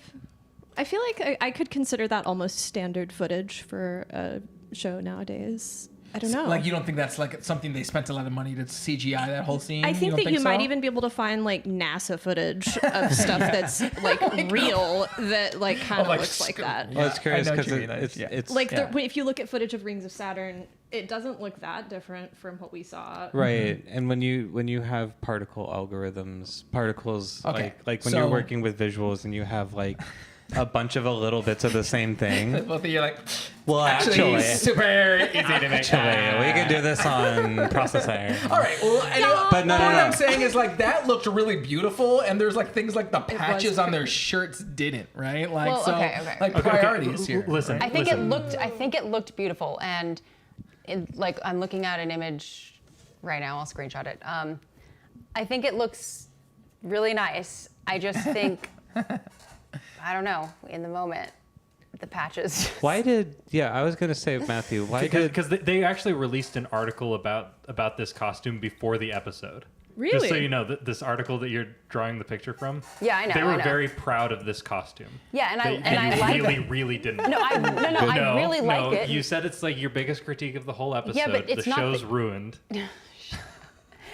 I like the outfit. I It's like. just a little patchy. No, I like the outfit a lot. It's literally just. And it looks better in this picture than I remember it being, to be fair. Like, I think this looks pretty good. K-pop said, like, what happened there? Oh, there. It's to the rest of the comments Oh, right okay. there. We're still. I thought that was like another zing on the dress. No, like seriously, no. like what happened? We're there? the comments we're talking. They're talking okay. about that scene we were just talking about, and like, was Sol gonna shoot May down because he was like honing in on something, That was okay. awful. and then out of nowhere, Basil gets So Basil just didn't want Sol to kill May, I guess. Did he? Because maybe he Basil. Soul did not impress me there. like did Basil just decide to. Basil, I think, was recognized that Sol was doing something bad. that Sol was going against the council. He noticed that he had shut off the communication earlier, and he's like, no, This is weird. This is not a good situation. Right. I don't want to be wrapped up in this. I need to Basil's do what a I Jedi. can. So, Yeah. kind of you a know. thing, and then possibly I think he's not. maroon both of them But then in really he's just- I think space. he's Like, just a what if good they just guy. like He's just a good powered guy with a down good and they're nose. just stuck out there on the rings of Saturn? Just like, Basil's a real one for that, you know. But then he chases them down later on in the episode. So you just don't like quilts, Xanthe, is what you're saying. I'm not sniffing a sure. Like, backpack. I think this Basil- looks okay. I think, and I really like the texture of. I like the different textures here. I think maybe I just don't like patches in general. I don't know. I think is Soul potentially just really afraid that May. K-pop asks, why was Soul trying to kill May? I think it's because he was afraid that she was gonna somehow let it be known that he killed the Coven of Witches. Well, you know? if we didn't May attack him first? no, she was trying to run away. Before. But he was chasing When he after was her. about to confess, she stopped him right before. Again, I was sorry, just had to point that out. Well, Yeah. I think we need to interpret his. There's a key given to us to interpret his actions thematically through the intention of the show. I think that it's accurate what Vernesta says at the end, that everything that Soul did was motivated and justified to himself because of his love for Osha. Totally. Yeah. So why was he trying to kill May? Because in some way the way for us to like, there's infinite possibilities that it could have been, but I'm guessing that it's some path that we can trace where he thought that Osha or Osha's future was in danger from his perspective, because like he was justifying it through, oh no, this is going to ruin Osha's life, because what I want to do is prove that they were created with the Force so that Osha can have her Jedi life, probably. I don't know, something like that. That, and I'm sure May now knowing and escaping, he's like, crap, I need to keep this under my control. Not just for Osha's sake, but for my sake, so that I can make sure that these things happen. Right. You know, because he was obsessed with trying to find this virgins and prove and show all of this, and he didn't get that chance. Xanthe, do you think that you dislike... Also, Torture 101 here. You remove anything out of their pockets so that they can't pip especially their pip magic droid that pip can the literally droid. do everything. Like, Yeah. you disarm check them. that Like they one should on- have gotten Justin to do it instead. I mean, I didn't even know what torture meant last time, and now I'm there with I'm just saying you take it out. You take out the stuff, you know. Christina, what were you saying? asking? Xanthe, do you think that you dislike the patches? Because Back to those patches. because they don't belong on a Jedi's robes, because they're like political symbols. No. Like It has nothing it's to do literally with- just like you would have been It's the fine it's if just they the were texture stitched. change. It's just the Yo, texture. I'll of it. tell you one thing. The band batch doesn't like a bad patch, okay? Bigger, badder, patcher. I mean, Good one. That was good. Yeah, no, it's just the texture change, and it's just I would have like I even feel that way. Like we volunteered at like my mom's health fair the other day, and like there was embroidered stuff on the shirt, and sometimes even like embroidery on a shirt can feel like too weird of like a texture change. So, I love that texture, but I can see why you would not like it. yeah. we're just about hit Like, 11 p.m. Everybody, we're talking about Star Wars batches. Because also, like, you for imagine you're sticking trying with to, like, us. run your hand over your chest, and you're like, oh, there's this thing sticking out. It's like, no, we're not doing this now? Okay. Never mind, everyone. Star Wars is good. I liked the lightsabers. Star Wars Yeah. is I like when it goes pew pew and go bzz, bzz, you know? I like that part. Yeah. It was I good think it's pew bedtime. pewing and doing. Yeah, I think Yeah, it is so. bedtime. Thanks, Ed, for keeping it honest on that. Yeah. Thanks so much, everyone. Thanks everybody for watching every week. This you was for a being fun here. one. If you like this, if I'm just speaking, I'm just like I write Do please, it. Do it. do it. Run with it. If you like this kind of live in-person format, we'd love to do more. So let us know. What's the next one up? What's the next thing on the docket for Star Wars? Skeleton Crew and or Skeleton season Crew. 2. And Patch I don't After know. Dark. Bad Batch After Dark. Nice. Yes. I want to see the Nice. Nihil. I want to see them so bad. I know. I want to hear the wreck punk. Yeah. Well, I want to hear the Rec Punk, too, because we'll have Me something big to talk about. That, Um, anyway. Yeah, let us know. What James, you can continue. yeah, don't forget to Continue. like, comment, and subscribe, and we'll see you for the next one. And also Oh, yeah. Also, we need to do Tross too. You'll probably see us for Tross. yes. Yeah, on Star Wars Music Minute YouTube channel Trust? and wherever you get your podcasts. Rise of Skywalker. Oh. Yeah. Tross. The main podcast. Yeah, yeah. Albatross, you know. Albatross. And if you want to join the Discord server, become a patron at any level. Here's the info. Thank you, everyone, and thanks again, Matthew, for making the bingo card. Thank you, Matthew. Thank you for letting us destroy yeah, your we'll be more creation prepared again. next show to have bingo stuff ready for you. Yeah. Anyway, thanks everyone. Have a good night and. One more time. Woo. The Acolyte. Got my twin flame.